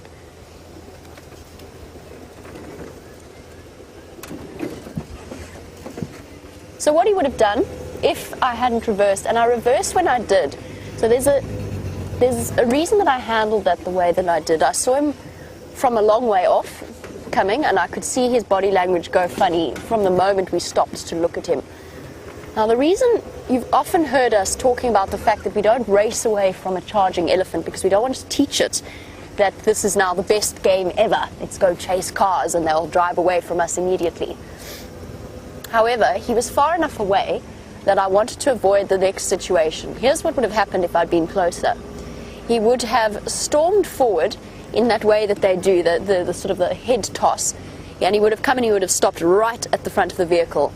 And at that point we would have had a standoff with me talking to him, preferably not aggressively in any way, but we would have had a standoff. We would have been stuck there for a long time, because as soon as we would want to move off, he would immediately come forward again and keep pressurizing and keep pressurizing. And so I just feel as though it's something we might just want to avoid. There's no reason, because I was far enough away, there's no reason for us to put poor Chelsea through that on her first game drive in the bush.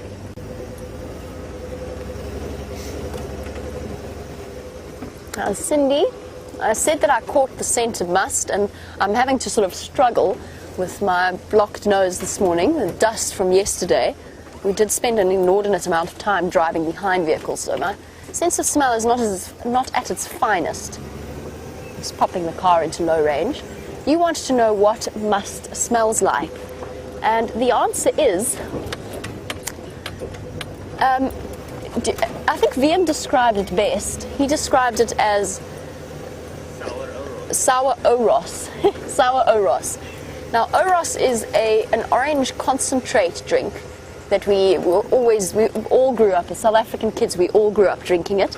It is as artificial as it comes.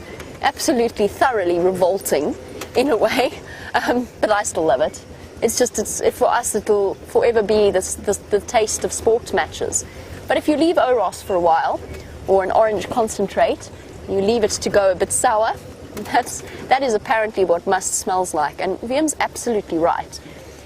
It has a musky scent to it. So, and it's a musky, very trying to describe it when not using the description of oros is really difficult, because it's this is going to sound bizarre, but it smells really hormonal.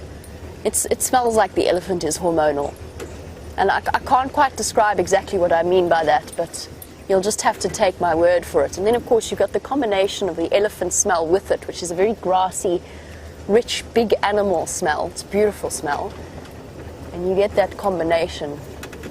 Now, I just have a funny feeling as we travel along this fire break that our elephant's going to come and find us anyway. He's just in one of those moods.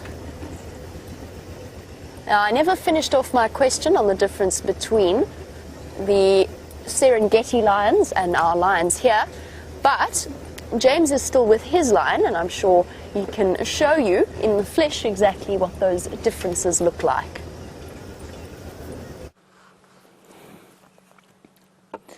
This lion, everybody, has opened his eyes once and has now closed them again. And very exciting, really, isn't it? So I think a few more minutes and then we're going to press on and see what else we can find. There were some elephants around the corner here.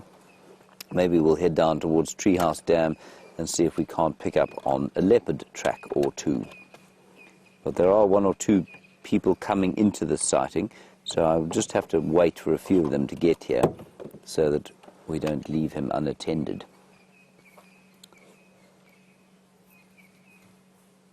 Nice to have so many elephants around, I must say.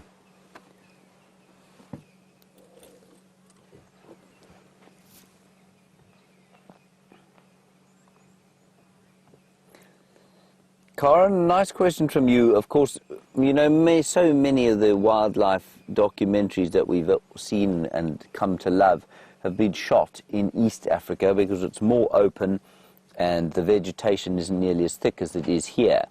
And so it's just easier to film in and easier to find animals quite often. And you want to know if there's a difference between the lions there and the lions that we get here. And the answer is no. There's no difference at all. They are the same species. They are not a different subspecies. I suppose there, you know, one or two taxonomists might argue that the East African subspecies, because it is, or the East African lion, because it is not contiguous with the Southern African lion, in that there are gaps between the populations of East Africa and Southern Africa, you know, due to agriculture and human settlement. Because of that, they might be considered different subspecies, but I think most people accept that they are the same subspecies of the same species. So, yeah, same animal, and they would do just as well. You know, if you were to drop a Serengeti lion into this area, it would survive just as easily as it does in the Serengeti.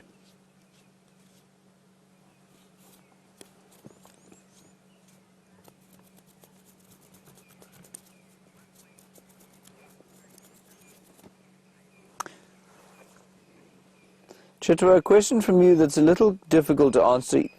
Oh, sorry, okay. So you want to know what the difference between an Asiatic lion and an African lion is. Chitwa, the difference is they are the same species.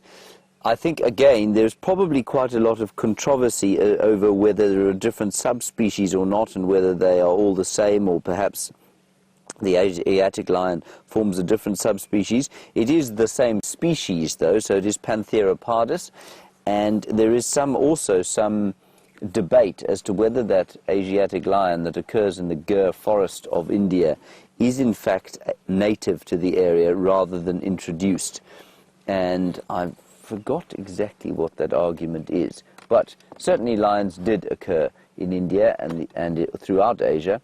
And so, you know, I mean, they would have occurred there even if that current population has been introduced.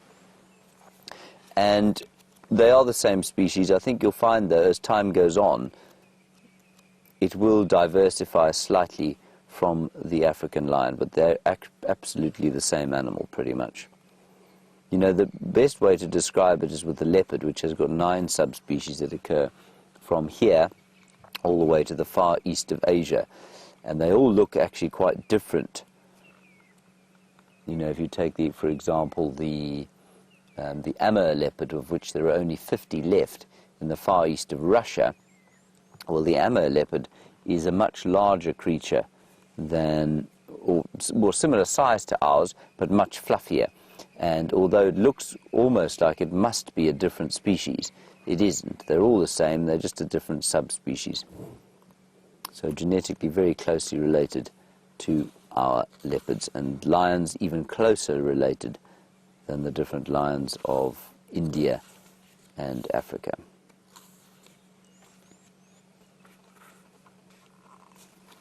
I'm just quickly checking in my book here to see if anybody does actually consider them different subspecies.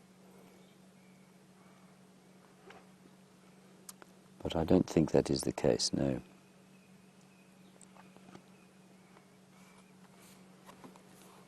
It's interesting, you know, I've been reading, well, one tries to read all the time, otherwise you get, you know, you forget things and you start to give nonsense information. You've got to try and keep up with the latest research. Some people, you know, out here, we generally we generally describe lion prides as being the females and their related offspring, with the males excluded. But in some areas, you know, often males only dominate one pride, and then I suppose you might consider the males part of the pride, but in general they are not. They form a coalition, and that is extra to the pride. It is not part of the pride. All right, everybody, I think I've had enough of watching this sleeping lion. What do you think, Brian? Yeah. It's putting me to sleep on this soporific Sunday morning, so I think we're going to press on from here, and we'll leave a branch on the road so that anybody else can find him, and then we'll see what else we can find.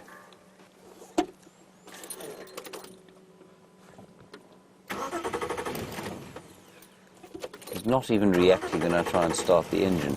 Kat, you're in Tampa, obviously, and you want to know about whether their scent marking smells like buttered popcorn in the same way that leopards does. I don't think I have noticed that, no. I think it probably smells rather more like a sort of strong urine, to be honest. It doesn't smell like buttered popcorn. I've always liked that description. I mean, I know what people mean. It just doesn't smell like buttered popcorn to me. I know exactly what you mean, but to me it doesn't smell like buttered popcorn. They're actually so very close to the boundary here.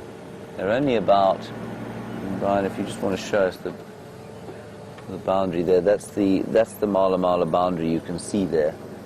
Not Mala Mala, it's the Triple M boundary, so it's the boundary onto Arethusa.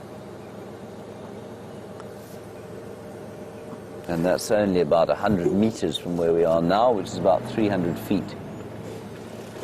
All right, we're going to ease our way out here. We'll leave a branch on the road, and I don't think this lion's going anywhere. And so I'm pretty sure that whoever wants to come and see him will find him with ease.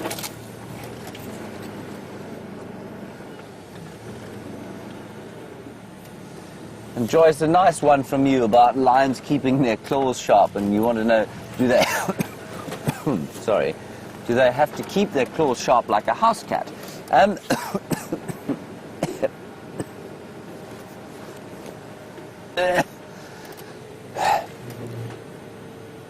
I'll be okay. Joyce, yes, they do have to keep their claws sharp, and you often see them scratching on trees, where a house cat might be stretching or scratching on your furniture, for example. Lions will scratch on the bark of trees, and they keep their claws sharp in that way. Let me just break a few branches, and then we'll leave them on the road, and they can just follow our tracks in. There were some elephants just up ahead here. I'm pretty sure they've moved, but let's go and have a look anyway. Let me just announce on the radio.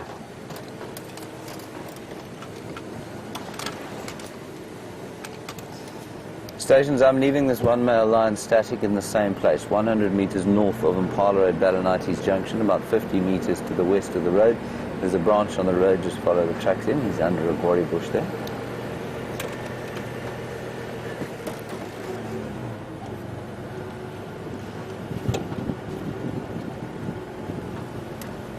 Now, there were some elephants just up ahead here, and we caused their ire by sort of sneaking in between them because we didn't want to miss out on the lion before he went completely to sleep.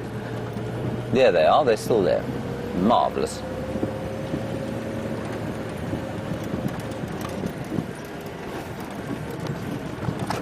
Whoa, whoa. We'll just have to say our apologies because some of the little ones got very cross with us indeed. It was very funny to watch. And as one of the little ones started shouting, Bryan looked behind us, and one of the older ones poked him in the bum with his tusk, as if to say, shut up, it's Sunday morning, and we've seen these people before, they're no damage to us at all. I would like to be poked in the bum with an elephant's tusk. Would you, Brian? Not particularly. No. I feel it would be uncomfortable. Yeah. There we go. Look, there's one's trying to stand. Oh, no. You know what? This is horrible. Just watch the little one there. Go ahead.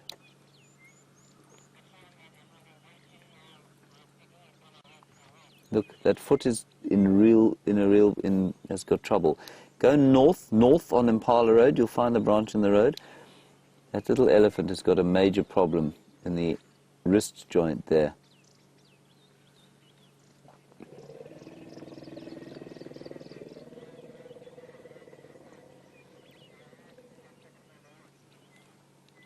You need to go down Balanites Road, just keep going west, and then you'll hit go through the clearings, you'll hit Impala Road, and turn north on that road.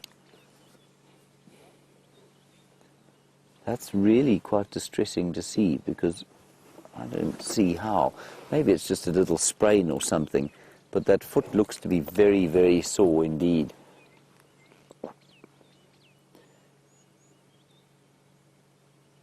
I can't see any obvious injury on it. Swollen at the foot, maybe. Yeah, there is. It's swollen at the foot. Maybe there's a big thorn in there, which will eventually just be sort of extruded. The elephant's foot will push it out.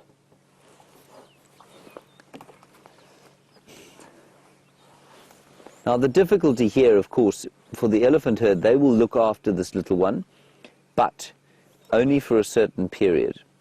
Once the health of that little elephant starts to affect the rest of the herd, let's say there's a broken bone there and it won't fix itself, they will eventually have to leave it, and it will then unfortunately perish at the teeth and claws of a predator. But at the moment, we're not anywhere near that, but the herd will do their level best to try and look after this little one. And its body will almost certainly heal itself. This looks like a swelling in the foot to me, which indicates that it's stood on something and, like a big thorn, or maybe a very sharp branch, like a zebra wood branch. And while very sore, it will quite possibly just be kind of pushed out eventually. And then the little elephant will be fine. So probably a bit of infection in the foot. Well, certainly he hasn't lost any condition, looks to be in very good condition, so probably okay. Just not very nice to see. It is interesting. You can see the winter colours here. They tend to be a little bit bland in the absence of some proper sunlight. But when the sun shines, oh, I love this golden colour.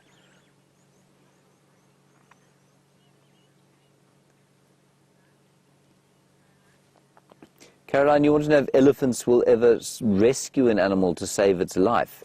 Their own, absolutely. They will pull youngsters out of the mud. They'll help them if they get stuck in sort of thick bushes if they're very young. They're very, very careful of looking after the little ones when they're in any kind of distress. In terms of other animals, I've not seen it happening, no. I imagine it's maybe possible, because they are very sensitive. They don't like distress. But I've not seen any records of elephants actually pulling an animal out of the mud, for example, other than, another elephant.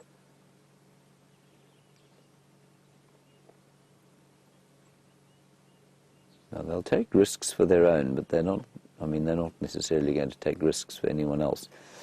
They will indirectly save other animals by making sure that, or by chasing predators. So if they came across a pride of lions here, they'd chase the lions away, and obviously that would indirectly make it a safer area for other grazers to be in.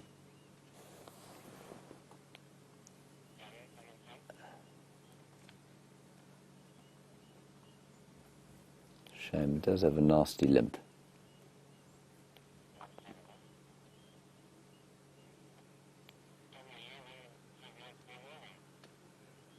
You just sneak a little bit forward, we'll get another look.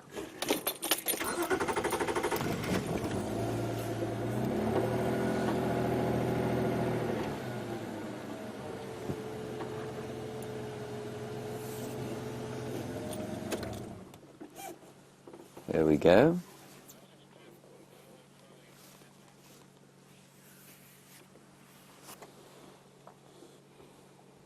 Yeah, I wonder who the mother is. I suspect it's that big cow there.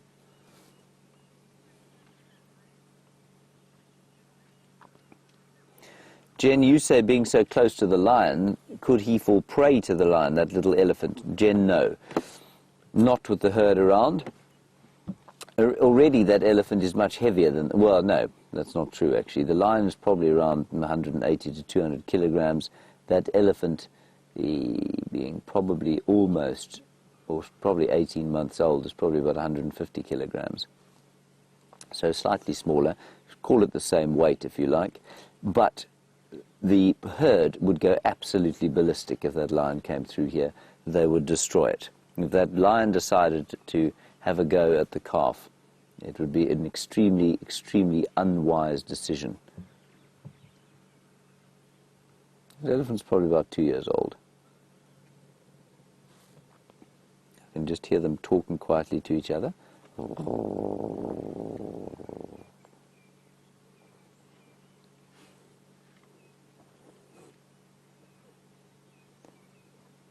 Shame. Go ahead.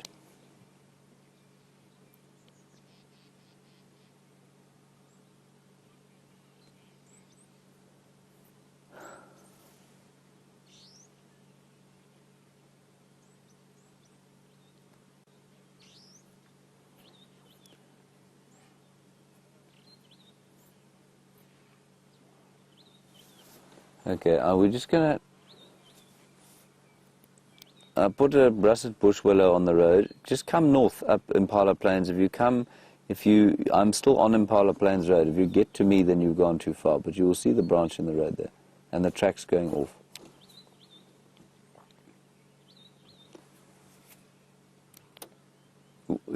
Come north. Sorry, these guys are struggling to find the lion. It's Abel who doesn't drive around here a lot. So we might just have to go back and help him.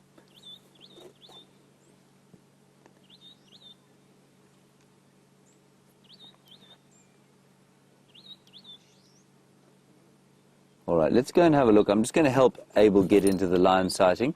We'll go across to Jamie and find out what she's doing, and then we'll probably head down south and see if we can't pick up some leopard tracks. I have been listening to the conversation on the Game Drive channel, so I know how complex this arrangement has turned out to be. Very sad to hear about that poor little elephant wandering about with a sore foot. It's never pleasant to see an animal suffer, and particularly a baby elephant. We've spent so many days with the lovely babies recently, and it is very sad. Let me tell you the story of my elephant. So I couldn't get past him on the main road, obviously, so I tried the fire brake. And while I tried the fire brake, he ran across and stood in front of me, or started coming towards me on the fire brake. So I tried going back the other way. And I looked back up the road, and he was back on the cut line. At which point, we gave up and went all the way around him. It was just the easiest way of dealing with it, because he was not going to let us come past. He just wasn't having any of it. And whilst I could have put my foot flat and zoomed past him, not really ideal behavior in terms of spending time in the bush. Oh, there we go, Abel's managing to get to the sighting. I have not given up on the idea of more lions being on this property. There are still some somewhere. I just have a feeling. We heard lots and lots of calling from the northern boundary, and that's been borne out by the tracks up and down and up and down and up and down. But we're going to go and investigate Buffelshoek Dam and see if that female isn't perhaps somewhere there.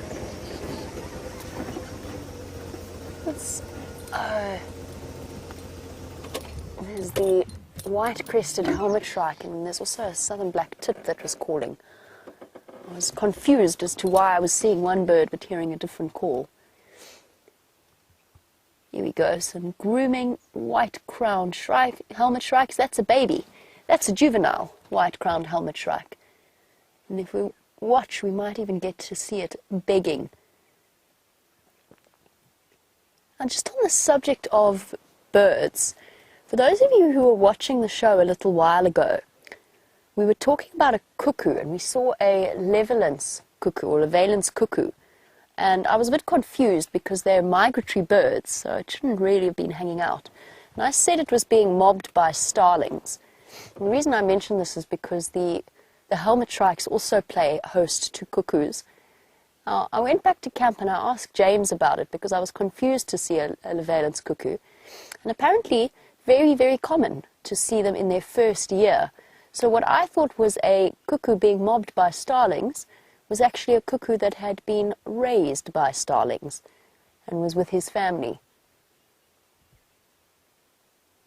That's something that you could see with the helmet shrikes as well. It's very common to see these poor little birds feeding a baby that is double their size. In this case, though, the bird on the left is their legitimate offspring, and the whole group will play a role in feeding it. Okay, let's go see what Buffelshoek Dam has to offer. Just hold on one moment, sorry. I am earpieced up. There we go. Managed to wrap my earpiece around the lever that controls the back of the chair and the door handle at the same time.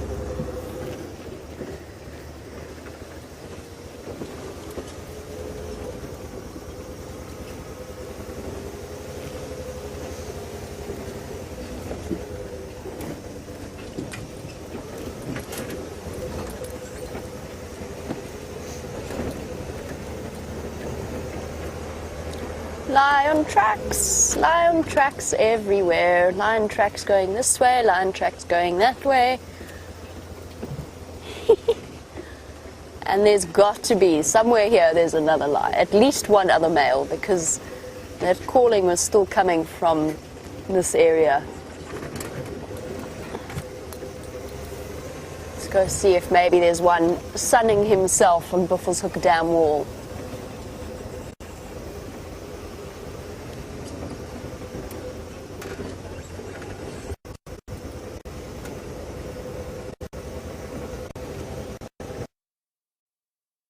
And I did go and check up on the hyena den, and they have definitely moved.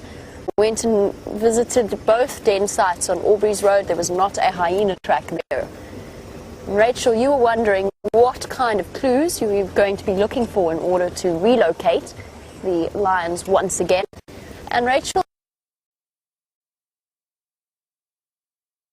hyenas.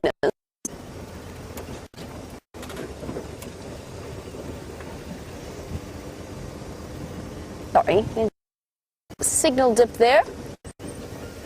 So Rachel, what you're looking for is tracks up and down a road. That's a really good giveaway that there is a hyena den somewhere in the vicinity, because the hyenas use the road as much as the other predators do as an access point.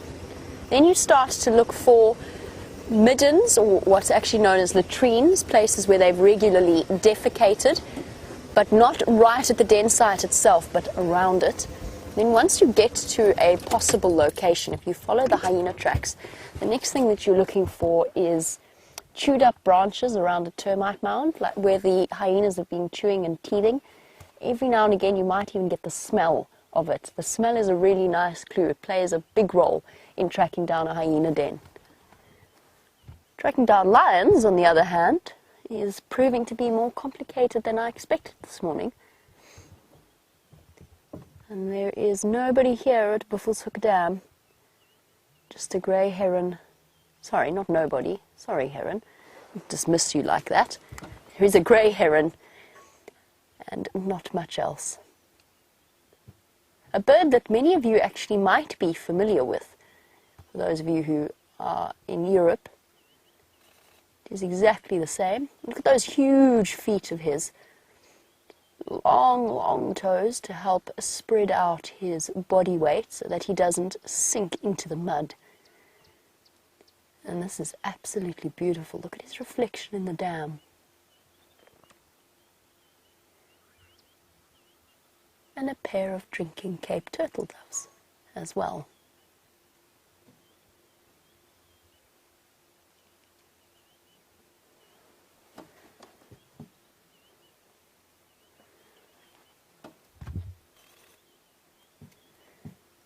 On the subject of water-based birds, Joey, in Australia, you were wondering if we get whistling ducks on Djuma, in the Sabi Sands, and if so, what species? The answer is yes, we do. And in terms of species, we get what is known as a white-faced whistling duck. So whistling ducks named for their incredible call, and they sort of have it's a very wheezy whistle. It's a I can usually do it so well, but today not so much. That's the sort of noise they make, but about 10 times louder and actually sounding like a bird and not just like I'm breathing out stupidly through my mouth. But white-faced whistling ducks are the ones that we get around here. I haven't seen any. I've heard them once, but I've yet to see them, and I think it's just because of the product of the drought. They're spending a lot more time around the rivers further to the south and further into the Kruger National Park. And apparently the last, or at least some whistling ducks were seen at the Arethusa Dam with Scott around the beginning of the year. They are around. I just personally haven't seen them, and I've heard them a few times. We also, my favourite duck is the comb-billed or the knob-billed duck, with its very strange protrusion that sticks up above its beak. A really interesting little bird. And here's another favourite. Just because Buffelshoek Dam always provides, there's a little tiny, tiny three-banded plover plucking its way. Here it is, like a little crowned lapwing, but miniature. Dashing along. And unlike the heron that we were watching earlier, this little, this little speedster does not have the back toe that sits on the, sort of to balance it out at the back. So all of these, there's two. All of these ground-based birds running around like this, lapwings included, will have the back track missing from the toe. Their back toes are very, very small. You can see why they're called three-banded with their banded chests. This is most likely a mated pair.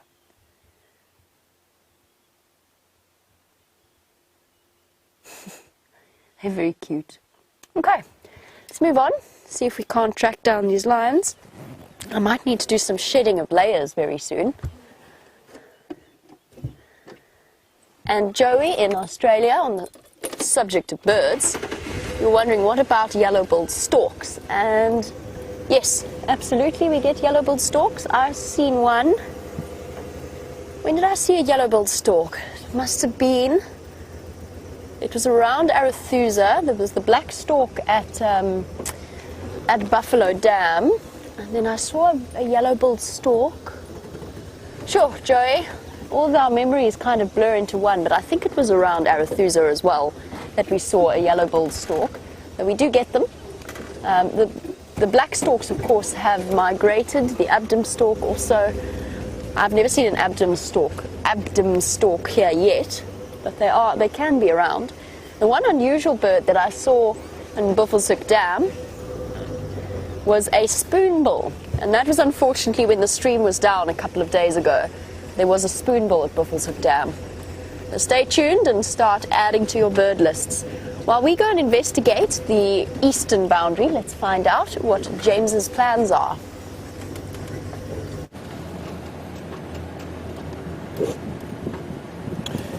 Our plans, everybody. Just listening. The lion just got up and walked into Arethusa.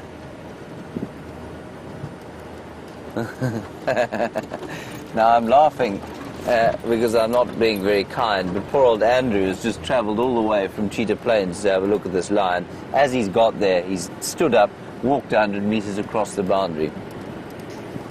That's astounding. Anyway, we'll keep an eye and listen out for what he's going to do.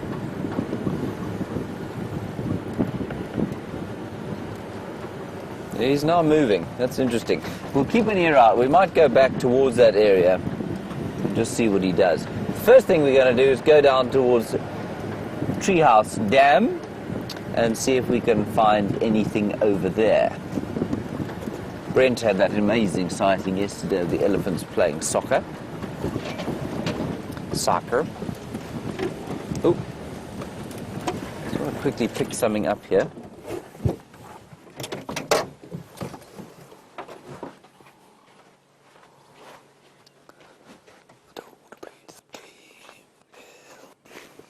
I'm still here, Bryan. Don't worry.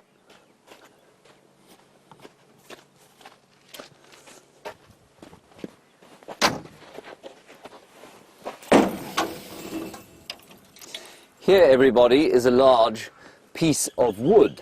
And this piece of wood comes from the rootstock of a plant. And I suspect, I think it's probably a combretum bush or a bush willow bush. But what's interesting is that this kind of mangled rootstock only grows like this because the plant gets constantly broken off by elephants. And so the rootstock gets quite woody and it breaks up and then it forms this kind of gnarled and very interesting shapes. And you can see here where the trunks and branches have come out of the rootstock at various times. They've been snapped off and broken. And I think that you'll find that originally this was probably the original trunk of the plant.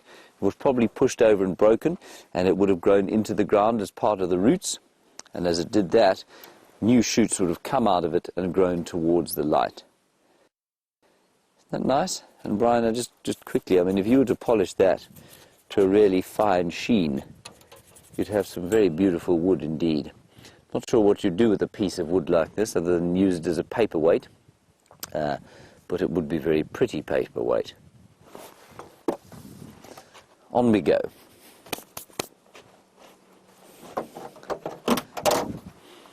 Bryan, was that the most entertaining thing you've ever seen in your life? It was incredible. Good, I'm glad. I'm just assuming that the fact that your sighs and wheezes of wonder are not audible because of your buff. That's exactly.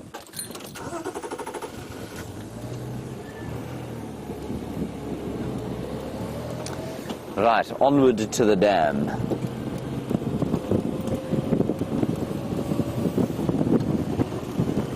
The great mine that is the Treehouse Dam.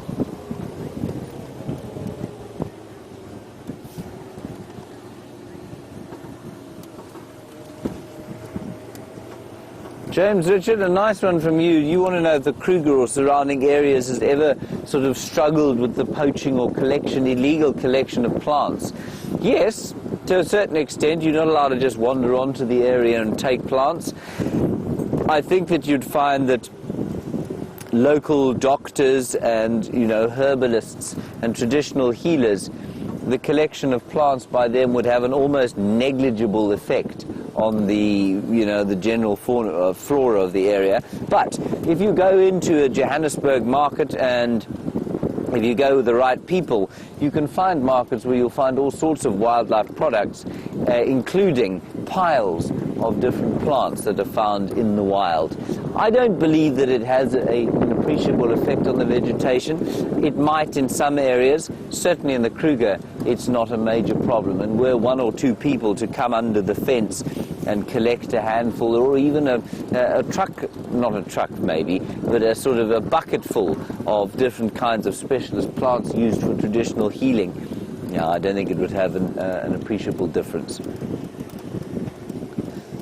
I'm always interested by this discussion because it's such an interesting one where, and I've mentioned before, I read a comment on one of our feeds where the question was, why do they keep destroying the land? And it was referring to local people. And of course, it's a common misconception that local people have a negative effect on the environment more than, say, city-dwelling, urbanized Westerners. Every time one of us, I'm going to say Western because we live in a kind of sophisticated society where we use things like kettles and toasters. Every time you push your toaster down or switch the light on in the 4 or 5 rooms in your house, or the geyser heats up, or you heat some water in a kettle, or you switch on your coffee machine, you are probably using more energy than a family of 8 in a rural area in South Africa would use in a day. So it's always interesting to me how we, and I include myself in this completely, you know, we see like the chopping down of a tree and we think, oh, but that tree is so ancient and it's, you know, it survived for so long and now it's been killed, and it's, you know, it's so sad that it's being used for firewood, or, you know, when we are disconnected in the kind of urbanized setting. When we turn on our kettle, we don't realize that, you know, we're burning far more coal or whatever power source it happens to come from than that family that has chopped down the tree is using. And I think it's something that we should be very aware of, because we just can't see the environmental degradation that we are making. Now, the elephants are in great numbers around here, and Jamie, the elephant whisperer, has found some more. And despite my whispering to him, he doesn't really want to show his face, and unlike our elephant bull from earlier, this gentleman is actually quite shy. But we really truly have been spoilt with elephant sightings this morning. There's so many of them about. It seems like at every turn you find either an elephant herd or, in this case, a solitary bull just hanging out, enjoying his own company. I'm not sure how many of you have ever... Stop swishing so much. I was going to say, how many of you have ever felt what an elephant hair feels like, if you've ever been fortunate enough to do so? It is incredibly coarse. It's thick. It's almost like wire. It's kind of, yeah, it really is. It's almost like wire. Ooh, and there's an uncomfortable branch shifting around. And with this stunning view of the bottom of his foot, you can actually see where those wrinkles in the tracks come from. I don't know if you have an American equivalent or something in your country, but we were just joking that he needs some Ingrams. Ingrams is a South African brand that you can use. It's a type of cream you can use for cracked elbows and knees and heels. And it's brilliant. It's perfect. It works for absolutely everything. He sort of looks like he needs it. Read a fascinating article on elephants' wrinkly skin and the properties thereof. And so in theory, apart from increasing its surface area, which in turn increases the area available for heat exchange, it also, when they go and they have a mud bath, they have a wallow in the water, they splash themselves, the water goes into the cracks of the skin and then doesn't evaporate as quickly, so they stay cool for longer. A really interesting thought. I can't believe that's never occurred to me before, but now that we've mentioned it, it makes imminent sense.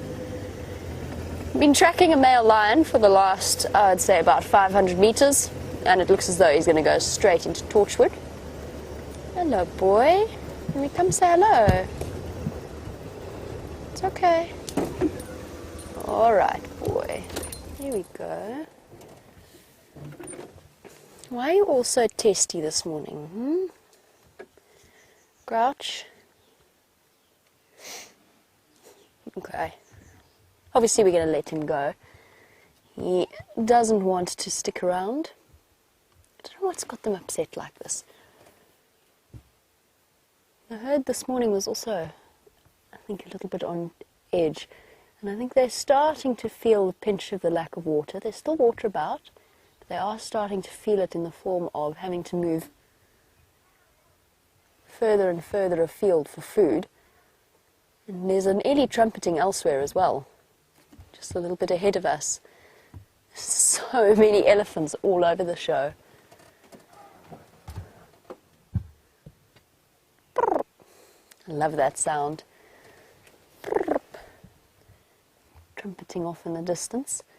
And Natasha in Ontario, welcome to the Sunrise Safari. You were saying that a couple of days ago we saw elephants with a... Sorry, I was listening to this elephant.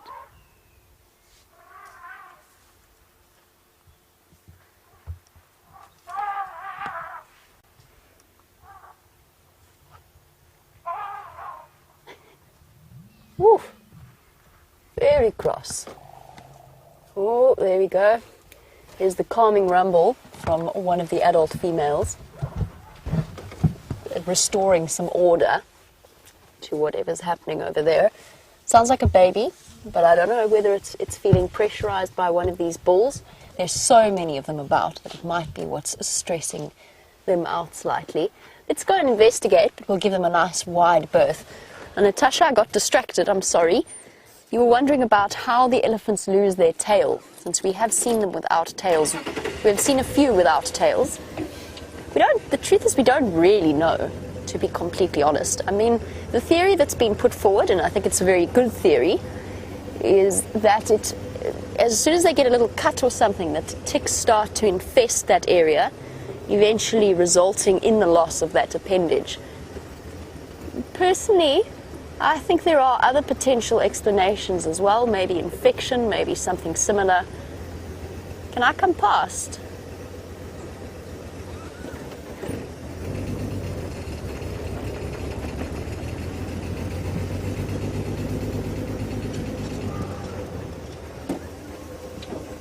That is relaxed nicely. Hello, boy.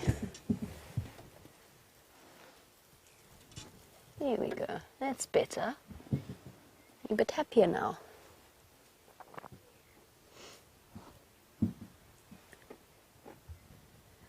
So Natasha, I've thought of a couple of different options. It's unlikely to be from a predator. It could have got hooked on a thorn. The difficulty is, I mean, elephant skin is so incredibly thick. Yo!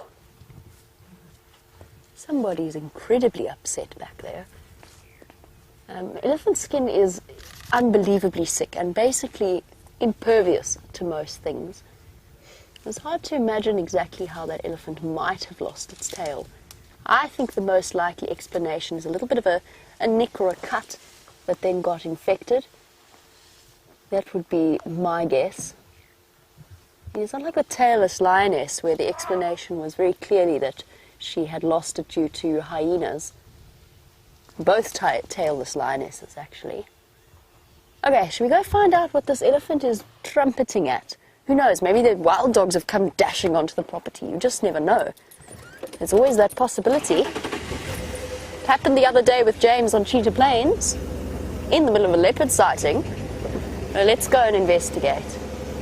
Bye-bye, boy.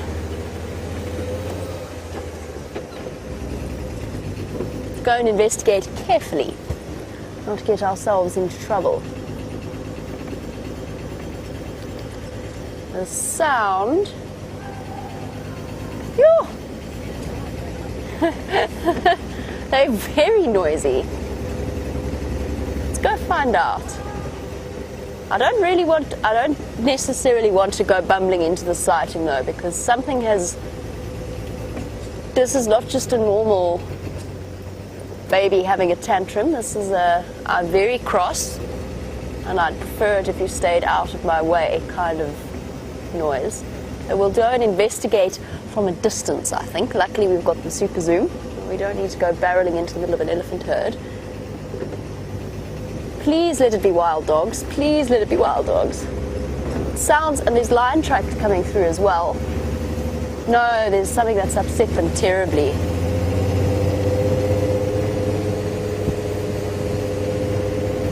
Okay, the lion tracks go straight into Buffel's Hook. across our boundary. I'm not stopping for them now. They're beautifully fresh. We missed him by just a few hours, I would say. But we haven't necessarily missed what... Yeah, those tracks go straight on the boundary between Torchwood and... what's that other property? Buffelshoek. Sorry.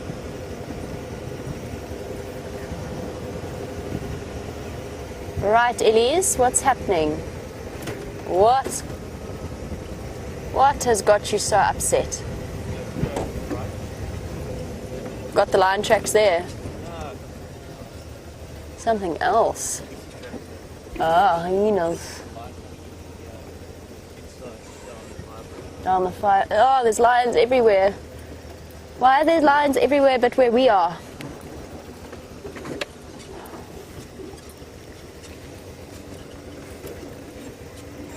Trying to decide what the best approach for these elephants is going to be. I think they might be around, they're between Buffelshoek East and Hippo Falls. Let's go race around here. There's a distinct possibility that there is a lion. And there's lion tracks coming in from Torchwood, lion tracks going into Torchwood. And there's the possibility that that female has moved her cubs. Sorry, there's something terrible in my eye. You can put it out. My eye? Viam's... That's cruel. I know, Viam. Our cameramen are very, very talented at pulling things out of eyes. She's not happy, but she's okay. What's all the fuss, guys? What's happening?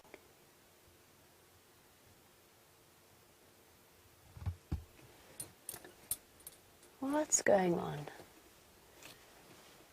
What's got you so upset? Let's just go round. Let's make a loop. Told you there are elephants everywhere. Elephants absolutely everywhere. Let's go round and make a loop and just check. Bye-bye, girl. We'll come back and find you. Big female. While we go and investigate, see what's happening, let's head back to James for an update. We're just earthwork here at the moment, everybody. This is Twin Dams, which is now roughly the size of the Three Gorges Dam in China, which, while it does look a little unsightly now when it fills up with water, well, might attract a few animals, which would be nice. It's certainly a lot wider now, so we can drive across it without fear of sort of falling off. Anyway, I imagine it'll be finished in the next week or so.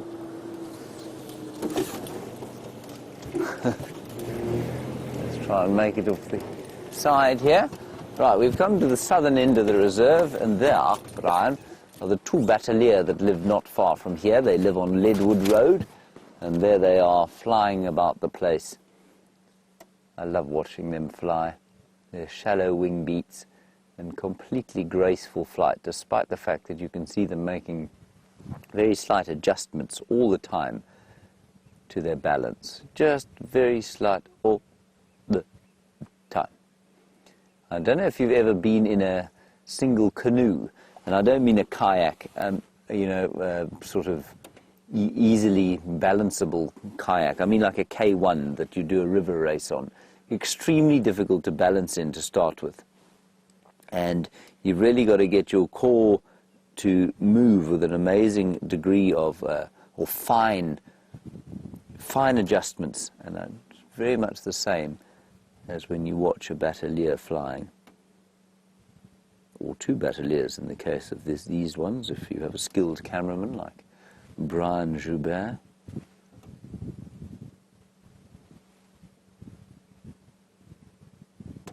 Just wonderful to watch.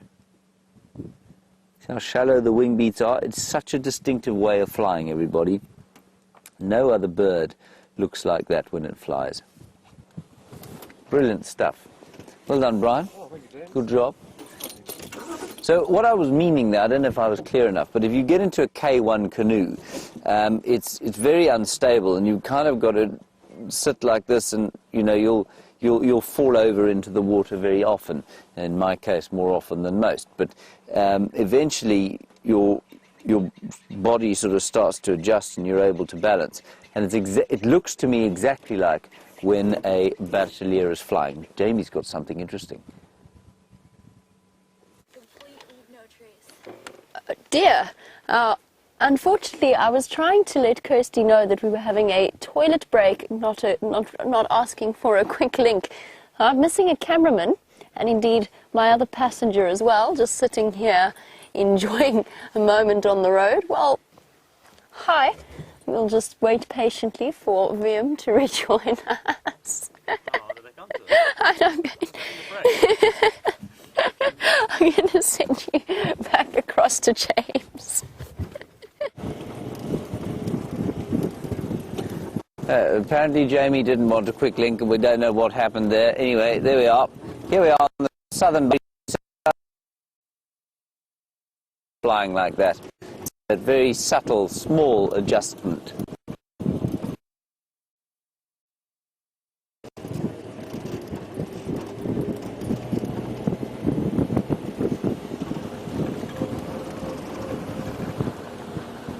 So I think you lost me for a little bit there. I'm not sure if you can still hear me fine.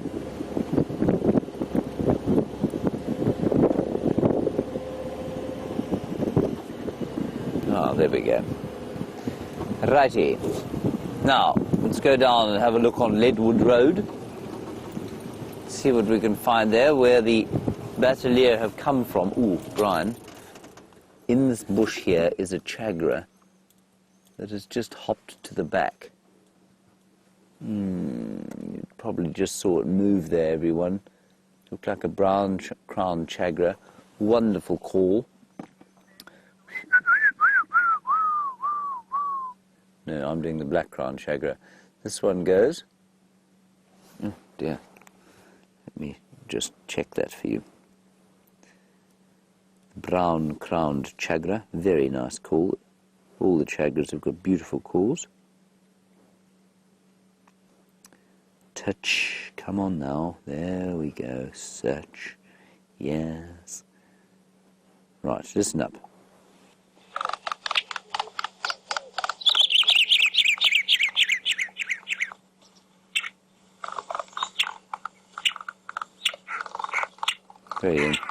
Very beautiful call. They also go. That's what I was trying to remember. Right, Wendy has started. Up we go. Through the valley of the Great Mulwati. Lucky we got across the torrent there, don't you think, Brian? Were you nervous there? I was. I was too. We had that wonderful sighting around here yesterday of that old giraffe. Anna-Marie, you say you're very worried about the lack of water with winter starting. Anna-Marie, please don't be worried. The animals here have survived with it for millennia before humans even came across the planet. So they have survived with drought and flood and all manner of other environmental disasters long before human beings came anywhere near this area. Sorry, Brian just broke off a tree like an elephant there. And it's, you know, it's totally normal. And while on our little patch here, it might go completely dry, remember that this patch is a very small patch of 8 million acres of land. There are perennial waters. There is a necessary die-off of animals that will occur during very dry times, and that's very necessary for the recovery of the trees and of the grasses and all the other kinds of forage. It's totally normal. It's totally within the bounds of healthy ecosystem function. So, Anna-Marie, please don't worry about it. It can be difficult to watch from a human point of view, especially, you know, if things get really dry and animals start to die. It can be very difficult to watch indeed. but it must happen every so often. And we do far more damage in the long term by providing for animals that are struggling in the droughts, because then of course all the forage disappears and eventually we're unable to compensate for the lack of forage. Now there's an impala up ahead, but I was rather hoping for my little favourite sounder of warthogs that live around here. Mrs. Warthog and her 4 piglets. Anyway, we'll have a look at this herd of impala in the meanwhile. Hello, impala. Please don't run away. You have seen us before. Only every day. This is quite a nice impala sighting. They're all very close by.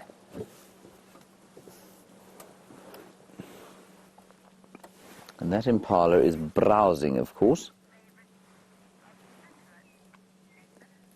I'm just trying to see what he's browsing on.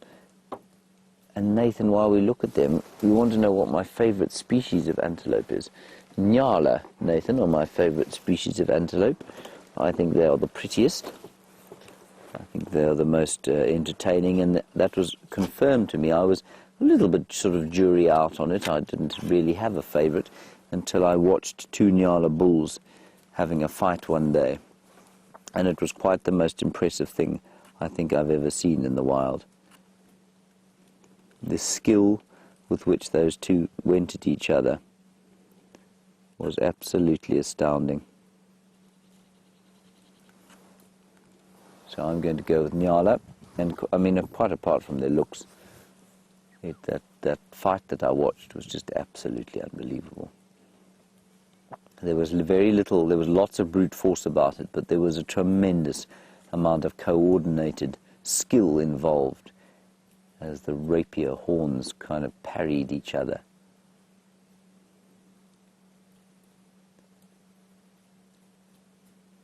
Just listen to them feeding, everyone. See if you can hear. You'll hear the soft footfalls, and you'll just hear the tearing of vegetation as they pick leaves, grab the odd piece of grass.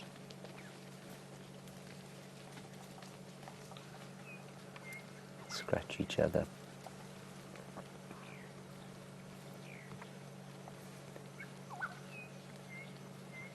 It's really nice to hear that. Almost like rain. It is like, yeah, it's very, very similar.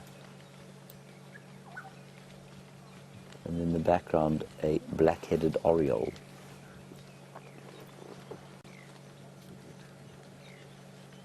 It is, it's very like rain, actually. That's a really good way of describing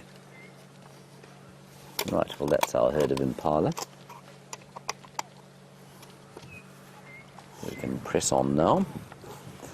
I thought I might try and take a picture, but I didn't manage to get one.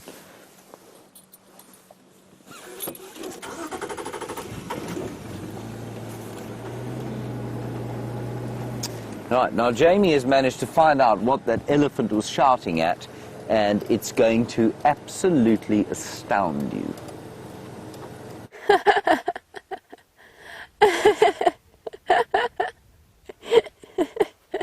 I don't think this is what the elephants were shouting at, although I wouldn't blame them, because this is one of the biggest millipedes we've seen out here. Look at the size of this thing. He is absolutely enormous. Gonna bite you. If this is going to bite me, he won't bite me. Millipedes, although they look really, really creepy with their many, many legs, are actually completely harmless herbivores, also known as shongololos in South African colloquialism. A millipede. And my millipede is on a mission. I will return him once we're done, and I'm going to put him back in exactly the same spot because it is cold at the moment. Oh dear. Oh no, no, no. Yes, that's better. Don't go up my sleeve, please. This is incredible. Look at how big he is. compared to the size of my hands. He is just enormous. And those incredible segmented bodies, multiple legs. It's the strangest feeling having a millipede walk on you. And when we're done here, I'm actually going to give it to Chelsea to experience for the first time. Exactly what it feels like. Little legs moving in waves. I'm going to pop it on the dash so that you can see it in motion.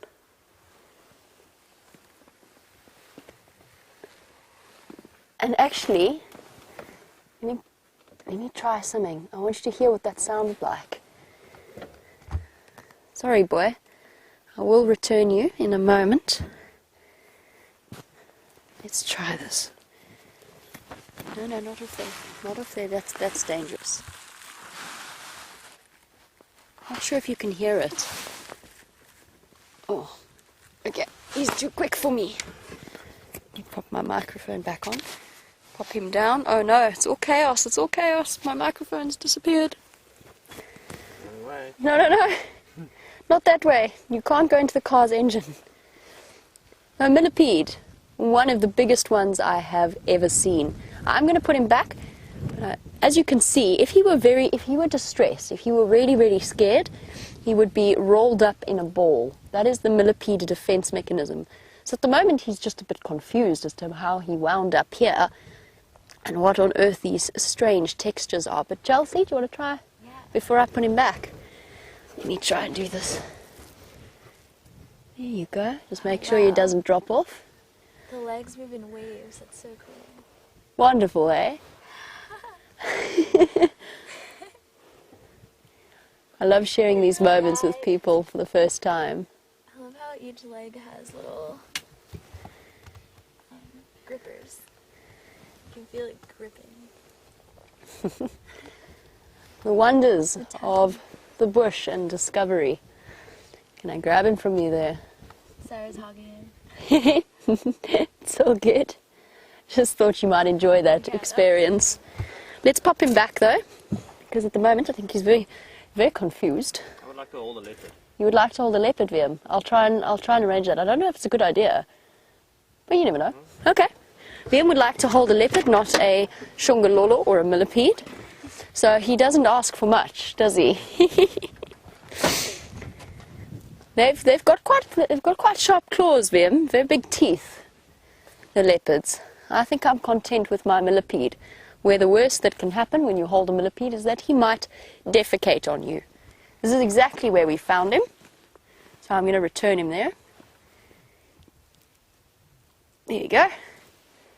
One of the biggest millipedes we have seen in a very long time.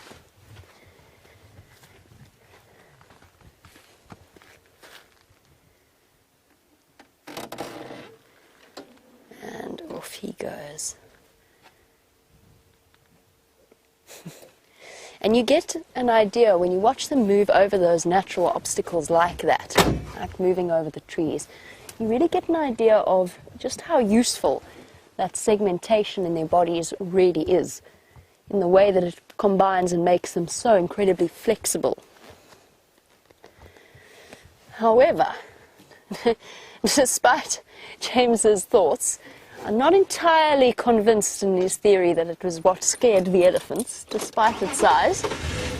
I think we might have other things to go and search for. And there's lioness tracks absolutely everywhere, and I'm really hoping that one of them might still be around.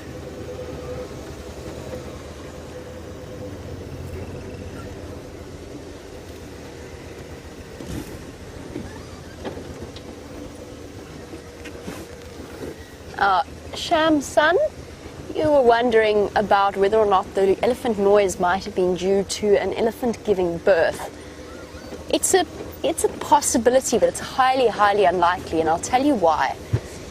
An elephant birth itself actually tends to be a very quiet affair. Now, any animal that is giving birth out here does not want to draw attention to itself in any way, shape, or form.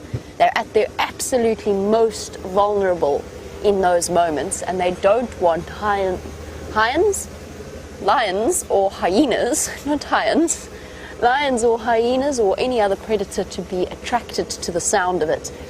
So actually, elephant birth, much like all the other births, tends to be exceptionally quiet, and the whole herd will gather around and protect that individual.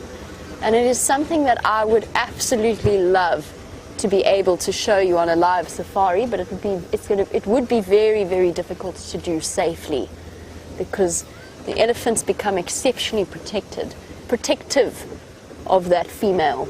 And it's not, you don't really want to mess with a female elephant protecting her family. I wish I knew what had upset them though. Still trying to figure it out.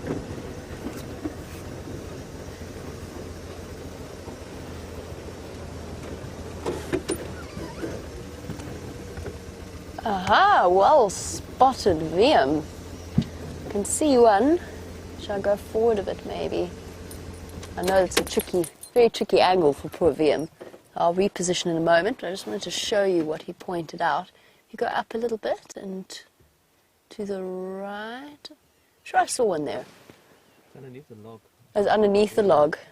Okay, let's go. I can see a shade there. Oh, they're starting to come through. Oh, there's it. There we go. There we go. Well spotted on Wium's part. A little dwarf mongoose colony. Hello, little mischiefs.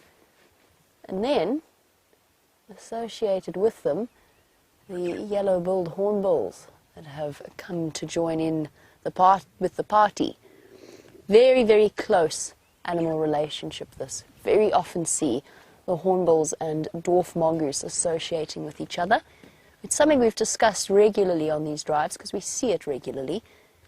The hornbills provide an extra early warning system from up high, and in return they get the scraps of the dwarf mongoose's kill. Yeah, those elephants are furious. They're still shouting. That was a very angry scream. I'm going to go backwards a little bit so that Wium doesn't have to sort of contort himself in order to show you the dwarf mongoose. No, I'm not going to go backwards because Rusty won't go into reverse. No. Come on, Rusty.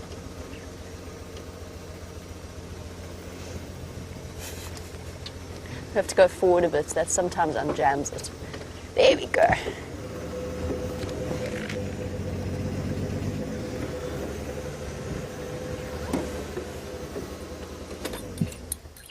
Here we go. Let's see if they pop out now. They sort of went to ground as we came through, but they might come out.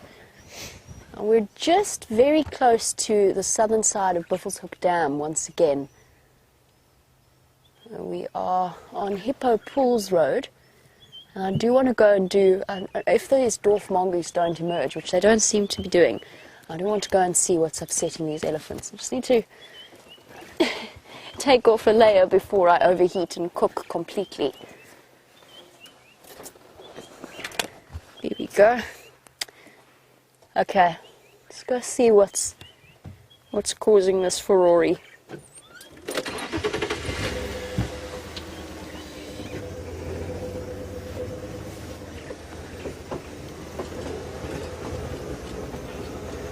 I'm going in very slowly just because I want to just approach this situation quite cautiously.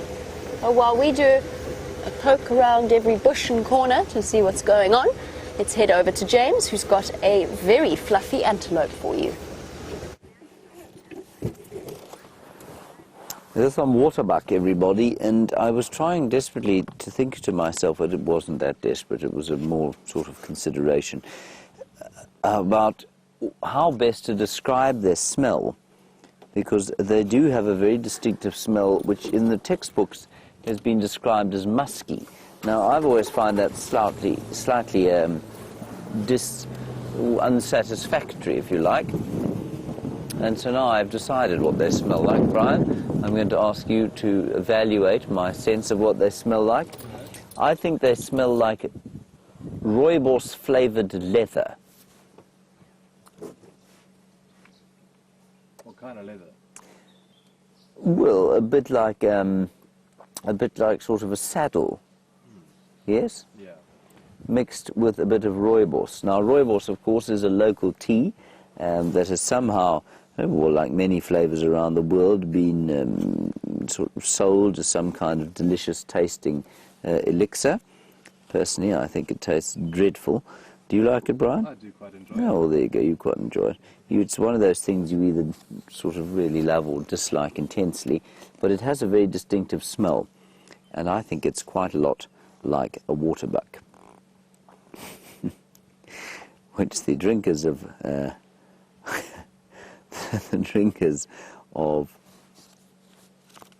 rooibos will be very upset about. I'm not that upset. Not that upset. You're happy to drink waterbuck tea, are you? Exactly. Good.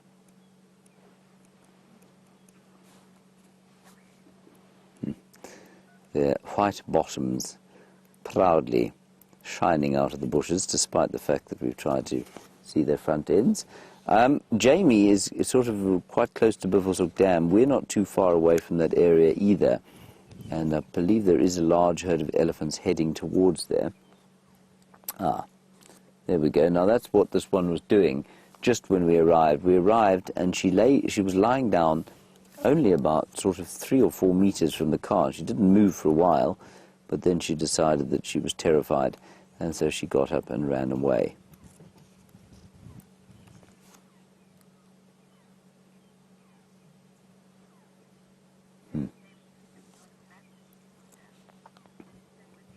Very heart-shaped nose, of course, which is very distinctive of the waterbuck. And I think they're quite an interesting case here at Djuma, because we don't have huge sort of volumes of water at the moment, and yet the waterbuck population, I don't think, has dropped at all. And they're supposed to be dependent on water, and I'm not convinced that they are at all. Yes, they will certainly run into water if they're threatened and attacked. But these chaps don't have that option. And I think far more than that, they hang around in what we call the sort of ecotone areas, which are the areas between two vegetation types. And they're currently in what we call broad-leafed combretum woodland. But just behind them is a long seepline, and that's dominated by a species of tree called the silver cluster leaf, and they tend to hang around in that ecotone area, which is the sort of change between two vegetation types, like I say, far more than they do hang around the water.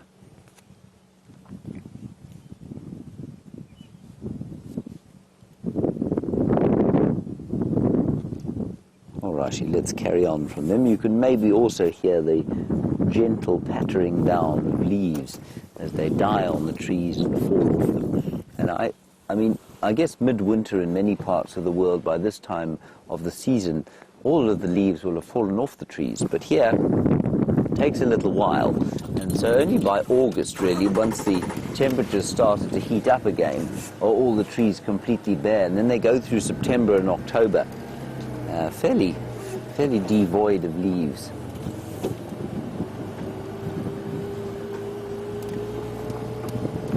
I have to keep convincing myself that I'm correct here, but I mean, we're sitting on round about the 5th of June. I think it's the 5th today, is it the 5th, Brian?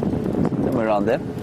And, you know, we're only 2 weeks from the middle of winter, from what will, in theory, be the middle of summer, you know, when in the northern hemisphere. It really doesn't feel like that, because we really haven't had a very cold time of it. It will get cold over the next month and a half. But so far it's been fairly mild. Now that is probably a classic case of counting one's chickens.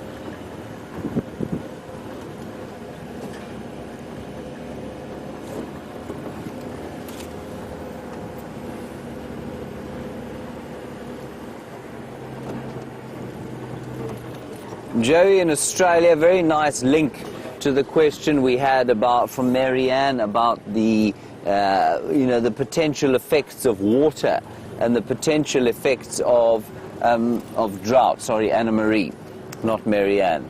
Those are two very different names, made up of the same names. Anyway, Anna Marie, you're worried about water. Joey's saying, well, how common were roan and sable in this area before they started putting dams all over the place? The answer is so common that they used to shoot sable for rations to feed workers in this area. That's how common they were. So massively common. They put the dams in. And your second part of your question is, will they adapt to wetter environments? There are more waterbuck here and a whole lot of elephants. Here's a male waterbuck. Let's just look at him. Oh, beastly animal. There we go. Yeah, you didn't like me saying that to you, did you? That's it. Now, present yourself nicely. You're on camera. So, Joey, while we look at this waterbuck bull, the answer is absolutely not. Roan and sable will not get used to wetter environments. It's not the amount of water that's the problem. What the wetter environments did, and it's not a wetter environment, it's just a greater concentration of water with very short distances between each waterhole. And that favored water-dependent species like Impala and zebra, which are very good grazing competitors, but they are highly water-dependent. And they just outcompeted the sable and the roan. At the same time, what waterholes do is that predators often tend to concentrate around waterhole areas. And while Impala and zebra are adapted to that, because that's how they've always lived, roan and sable are not. They leave their babies hidden in long grass, in long grass plains, and they don't have a smell, which means that they don't move with the herd in the same way that Impala babies do straight away and zebra babies do straight away. There's an elephant bull breaking things. You see them there, two of them. And so, Joey, the answer is absolutely not. That is a recently destroyed tree, I think. Until they take away the dams and allow the long grass clearings to re-establish, roan and sable are going to continue to be complete rarities in an area like the Sabi Sands. And I can't see the Sabi Sands ever being any different, because there are so many different landowners with 150,000 different opinions as to what the best ecological management of their little patch happens to be, that I seriously doubt that the Sabi Sands is ever going to have a viable sable or roan population. The Kruger, I think, will be different. That's under one management plan, and I think they will eventually get it right. And I think sable and roan will probably come back in those areas. Maybe not in my lifetime, but maybe in the lifetime of my as yet unborn children.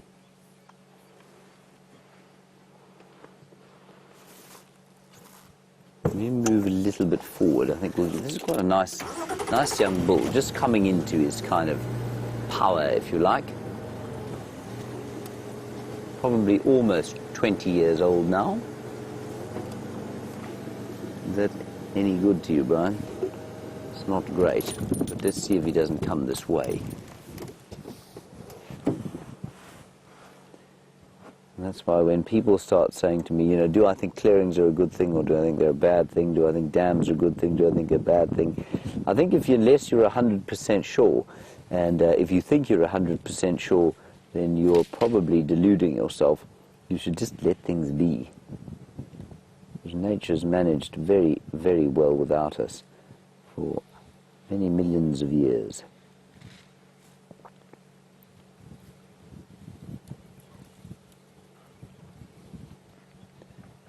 It's much the same, of course, as the predictors of the economy, or people who try and predict what currencies are going to do. It's been shown that sometimes the predictions of astrology have a greater chance of finding out, whether a certain stock's going to do well or badly, than do the analysts paid millions of dollars to find out if they're going to do the same thing. And I mean, that's an established piece of research there. And that's simply because we don't understand the variables, and the same thing goes for biological systems. Hundreds and hundreds of variables that we have absolutely no idea about. And that's why when we change one variable, it can have a knock-on effect that affects hundreds of other species and other variables. And that's exactly what happened with the dams of the Kruger National Park.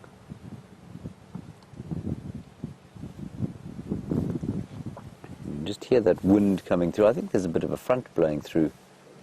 There seems to be, there was quite a lot of cloud this morning. It seems to pretty much cleared up. But there's some high, sort of wispy cotton wools coming over the top. And Kazi Lion, you want to know about flooding. Do we have flooding in this area sometimes?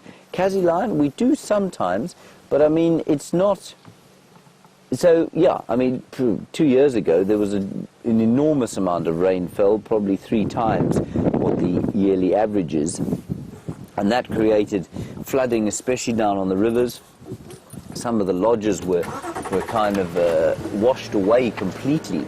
And I know Londolozi lost a camp because it was below the, or they thought it was above the flood line, but it simply wasn't. Areas up in Pafuri, for example, the most beautiful concession in the Kruger National Park in the north, they lost a lodge because of the floods. And so it does happen, but they dissipate, they disappear very quickly. It's not, they really don't often have lasting effects. But Africa, you know, throughout Africa, there is a constant sort of, it's not a fight, but it's the concept of an average rainfall, where if you go to somewhere like the Fertile Crescent in the Middle East, you know, the rainfall varies very little year on year, so you can draw a graph of it, of rainfall versus time, and it varies very little. In most parts of Africa, that graph would look like that. So we alternate between periods of extremes, between droughts and then floods. So you can be sure almost that the next really good rainy season we'll have after this very dry one will probably be much far in excess of the average, and so it'll be very large, and that will have a profound effect on the landscape. But of course, because there are not many people here, and because the landscape drains very quickly, it has very little effect on the animals, other than a positive one. You know, lots of water really does tend to help animals out here, especially the herbivores. Not so much the carnivores, they quite like the dry. Righty, let's go across to Jamie. I'm not sure where she is. She's quite close to where we are here. But let's find out if she's managed to discern whether it was indeed that millipede that was creating the consternation with her elephants. Oh, we are circling around Buffelshoek Dam, attempting to figure out what has been happening with the elephants. I found no sign of anything. I did find the elephants. They were on their way towards Buffelshoek Dam, where some very, very nice people were having a leg stretch and a coffee stop. Now, I went back towards them and I just sort of went to warn them that there was an upset herd of elephants making their way towards the dam, just to let them know. And guess what we got? We got muffins, and I even got a juice box from them. I should do that more often, and go and gate crash the drink stops, the coffee stops. It was amazing. I had the most fantastic chocolate chip muffin. Wium, you had a banana flavoured muffin. It doesn't often happen out here, so that was an exceptionally enjoyable moment. Oh, hi! I'll go that way, shall I? Give. What? Give? Muffin. We ate them. Oh, you bastard. Yeah, we ate them. I'm sorry. I was just saying that Bryan, not Bryan, Wium is not shy of the muffin. No. No. Well, I was going to say no when she offered, but Wium beat me to it. Did he? Yes, please. Oh, no. Yes, give it. And he devoured it, did he? Yes. In 2 bites. Yes. That's my friend Wium Durenbrock, athlete. Athlete. Right, let me get I out. inhaled mine. Right, where are you going, James? I don't really know, to be honest. I'm kind of lost direction. There was a big herd of elephants going to Buffelshoek Dam. Okay. But Which way did you come on? both. I've done One of you just come. that one. Okay. Okay. I'll go around them. Cool. Enjoy. We'll see you. Bryan. Yes. Eggs Benedict this morning. Eggs Benedict. Cheers, Brian. Bye, Herbert. Bye, Chelsea. All the byes, all the farewells.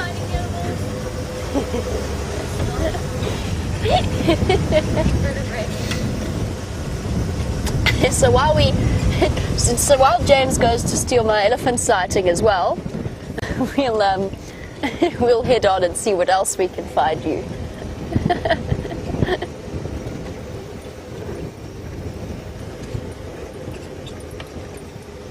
And just a funny thing that I have to tell you, and it has to do with Mr. Leo Smith's concept of size or assessment of volume. Most of you know that I've had tremendous problems with my hats recently, in that I cannot find a beanie that actually works out here. So Brent decided that, I mean, the closest we've come was Kirsty's, but we were a bit worried that a bird of prey might swoop down and take it off the top of my head, possibly with some of my head attached to it. So that's been rejected for now, until I find out if Kirsty will be devastated and broken-hearted if I take the pom-pom off her hat. However, Brent gives me his beanie yesterday night, and he says to me, look, it's a little bit big, but you've got a lot of hair, so it should be fine. Bulk it up with hair. Just have a look at this. You've seen Brent wearing my hat yesterday. How on earth did he expect this was going to work? I mean, look, it's quite warm. It's very cozy. I can't see anything above the eye line.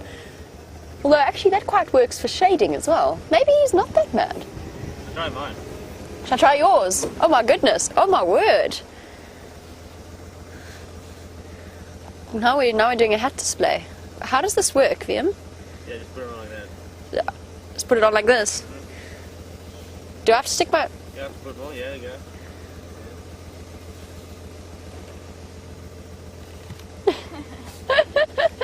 That's it. That's the one. This is the one. Right, we've solved it. We have solved the problem. Wium has got the solution, and I feel that Nat Geo Wild would be incredibly chuffed with my choice of headgear. Oh, it's quite a strange feeling, actually, and of course I can't hear anything. Thank you, Wium. I really appreciate it. Time to remove it. And so the search for the appropriate headgear continues. Will Jamie ever find a hat that works? Probably not. Some people are just not really beanie people. Maybe I should just stick to my cap.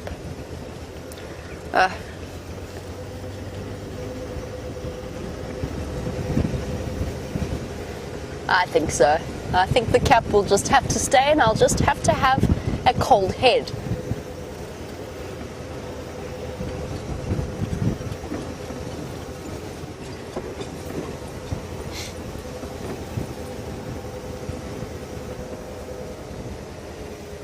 I still haven't given up hope that there is a lion somewhere on this property, and I think I'm going to continue searching for her on the sunset safari before our fireside chat this evening. Exciting times lie ahead for all of you. It's been wonderful to have you on the back of Rusty, as it always is. Thank you to Wium for his fantastic camera work and for his incredible beanie combined sort of balaclava thing. Well done, Chelsea, for surviving your first game drive out here in the wild. And a very big thank you to Kirsty and Jerry in Final Control, the ladies who keep it all together and make things happen. Catch up with you this afternoon on the Sunset Safari. In the meantime, have a wonderful day, and we'll see you later. Bye-bye. So here's the herd of elephants that Jamie was hearing, everybody, and they did make it down to the dam eventually, and they're having their drink. They drink very quickly, you know, and then they'll either have a play in the mud or they'll move off like this herd is starting to do already. Really nice way to close off our drive this morning. Looks like it might be 2 or 3, maybe 2 groups. And just as the buffalo herds are getting larger and larger as the water becomes more and more concentrated, so the chances of seeing large herds of elephants, where that might be one group there in the summertime, they'll now join up with sort of loosely related groups and they'll move together. Keeps them safe, keeps the calves together, and it means that they can go to the water in safety as a big group. And they're talking to each other, and there's lots of little ones here, you know, some very small ones. Joshua, you want to know if it's true or not that elephants have long memories. Joshua, I don't know if they are able to sort of remember faces and that sort of thing. I don't know where the legend comes from, but I do know that they have an incredibly sophisticated kind of mentorship program within a herd. So older ones will teach younger ones where the best grazing and watering spots are, and that's one of the reasons that they live to such a great age and why they live beyond their breeding age. Very few animals actually are able to do that. Now, I think that is because they carry a vast repository of knowledge. Now, whether that extends to remembering, say, an individual human being that they had experience of 10 years previously, I don't know. But they do have an extensive knowledge and memory, and therefore collective memory of the areas in which they live. So that's the kind of best answer I can give you on that. But I do think that they probably have a pretty good way of remembering various other things. And certainly, you know, one of the great indicators of their memory in their, look at that little one there. So sweet. Just trying to keep up with Mum. I've seen 3 or 4 here that are under a year old. Now the command's been given, let's leave, and off they go. It's so amazing how that happens. So Joshua, just quickly on the memory thing, you know, they used to cull elephants in the Kruger National Park, another, in my opinion, mistake of a lack of understanding of the variables involved. But they stopped doing that in 1996, but you know, for about 10 years, the elephants were still very nervous around vehicles, very nervous around any form of human contact. And slowly, that has dissipated. So they retained that memory of danger that human beings represented for 10 years at least after the last cull. And now, I mean, we do get a little complacent with elephants often, but now they are almost completely relaxed around us most of the time.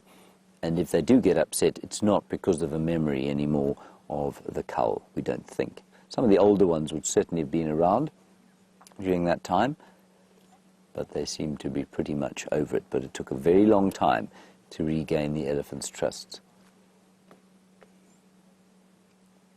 Brilliant. Lovely way to end our drive. The temperature has warmed up very nicely. It's probably sitting at about 22 degrees Celsius now, which will be approaching what, about, it's apparently only 17 degrees Celsius and 63 degrees Fahrenheit. I think Kirsten McLennan-Smith is talking to a very false weather station. Absolute nonsense. It's definitely warmer than that. Bryan is shaking his head in absolute consternation. You can't believe it, can you, Bryan? I can't. You can't. I can't believe just what happened. Yeah, it's appalling. It is. You know, we have to work with information like that. Right, everybody, that's going to be it from us. Big thank you to Bryan. Thank you for your efforts today. Lovely suited Sunday thumb. Very nice. And a nice thank you to Kirsten McLennan-Smith in the final control with Jerry the Cheesecake, and on the other vehicle, of course, Jamie, Wium and Chelsea. Mostly my thanks to Herbert today for finding our lion on foot. Thank you very much. Wonderful to have a tracker with us. See you later.